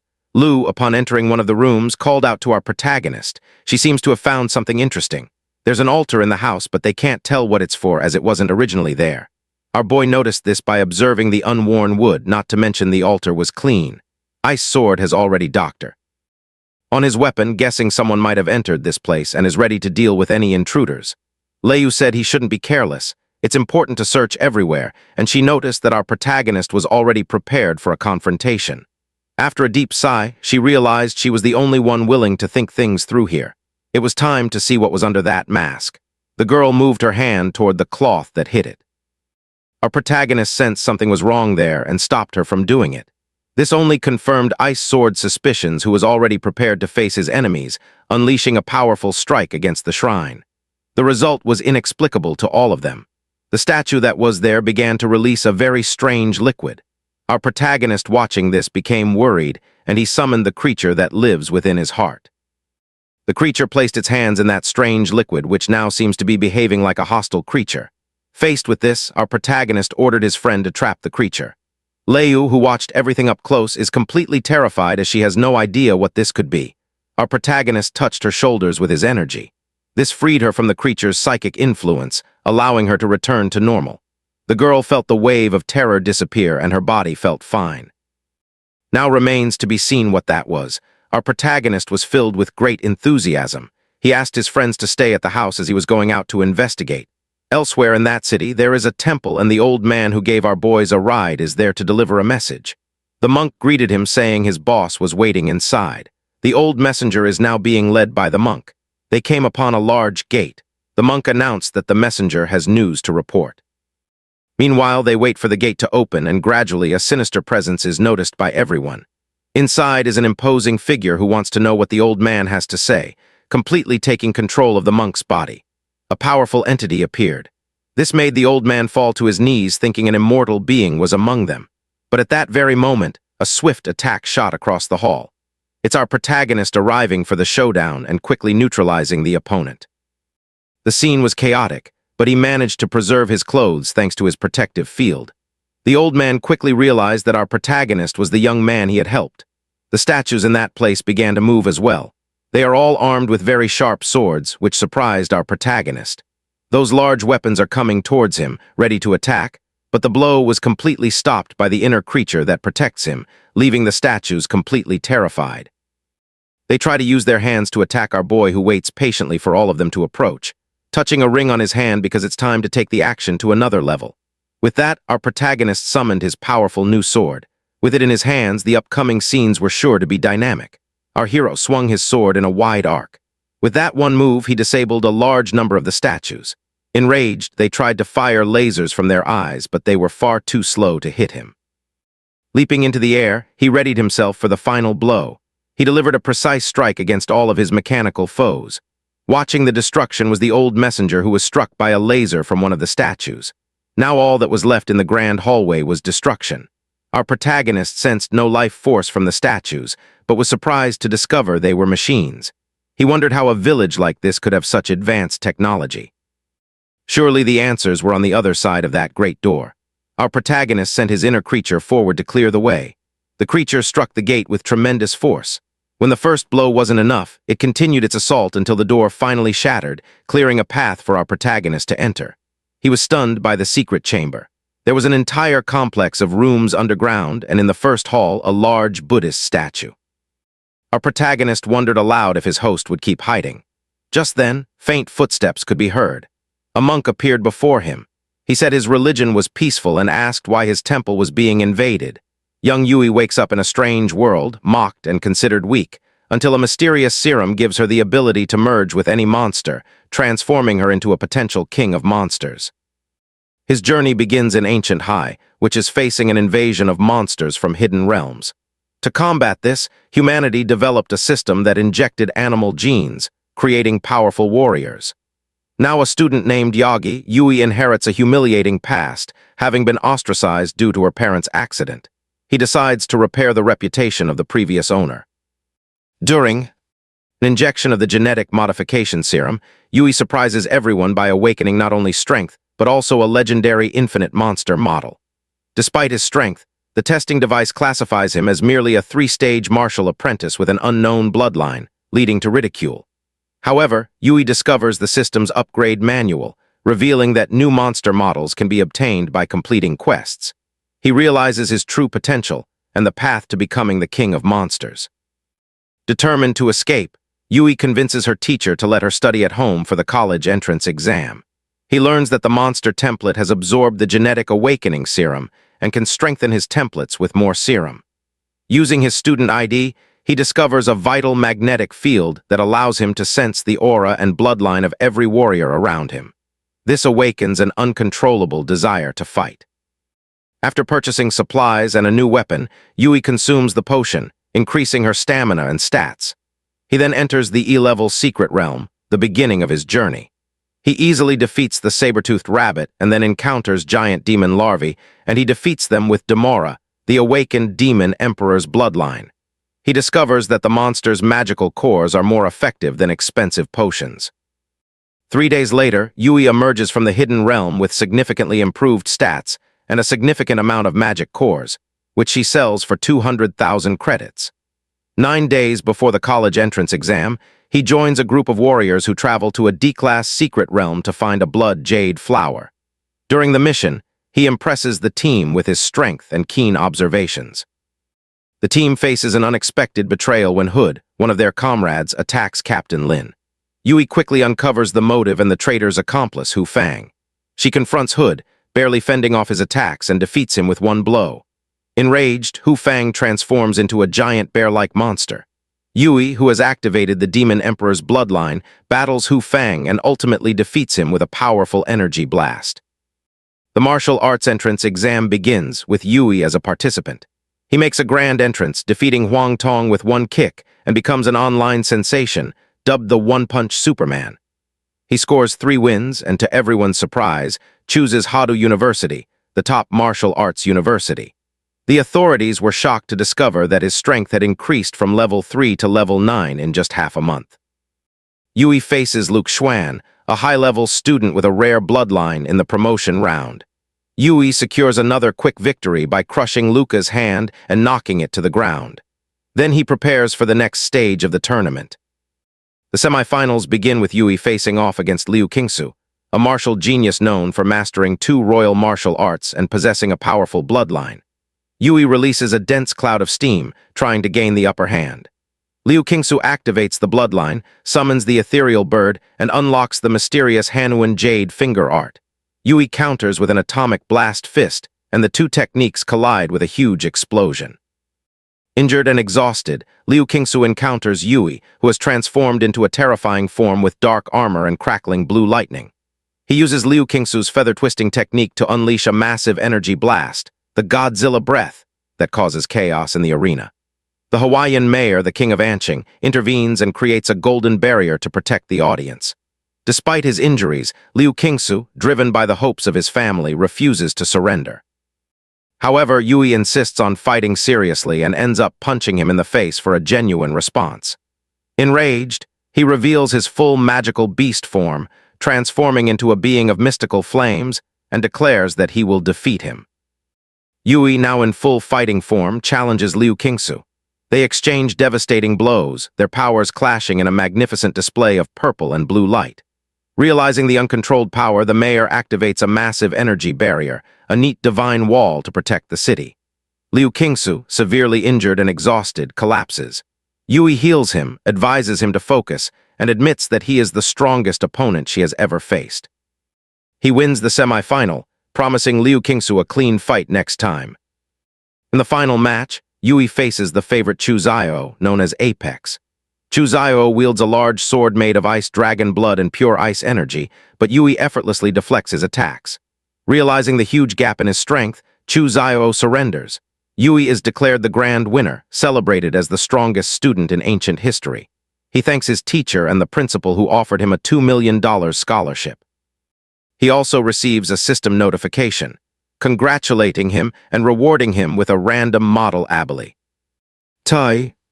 Later, Yui is ambushed by a woman from Huadu who talks about genetic locks and the Prometheus Research Institute, hinting at the secret behind her father's past. He receives a secret document indicating that his father is a senior scientist, and it is the result of their research. Yui activates the gacha system, and realizing that their powers may overlap, receives a D-rank supergiant humanoid model with the ability to magnify and superheated steam. Meanwhile, a man named Hyolong seeks revenge for his brother, who is defeated by Yui. Yui absorbs the golden core and unlocks the S-rank core model, but feels pain as her body mutates. He receives an invitation from Chuzayo to explore a new hidden kingdom. At Redwood Mountain, Yui and Chuzayo join other warriors in a new secret kingdom. They encounter a wave of beasts, which Yui quickly defeats with large-scale radiation. He politely declines offers to join martial arts groups, preferring to work alone. He and Chuzayo discover a vacuum zone with no signs of life and decide to explore the nearby lake. They encounter Sister Uli and her group, who have found a relic in the lake.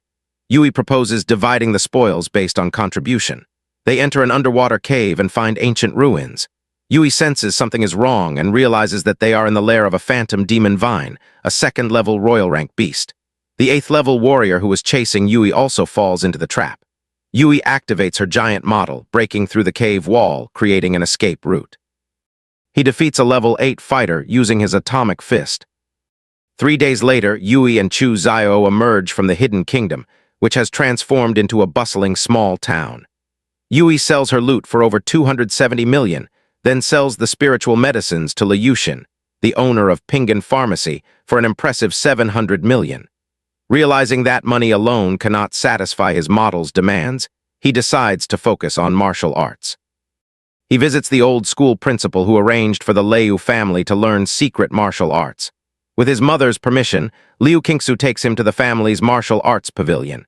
He chooses the art of the devil in the flesh, which turns out to be a sculpture. In the spiritual realm, he faces the summons of the statue's spirit, successfully subduing hundreds of spirits with his invincible body.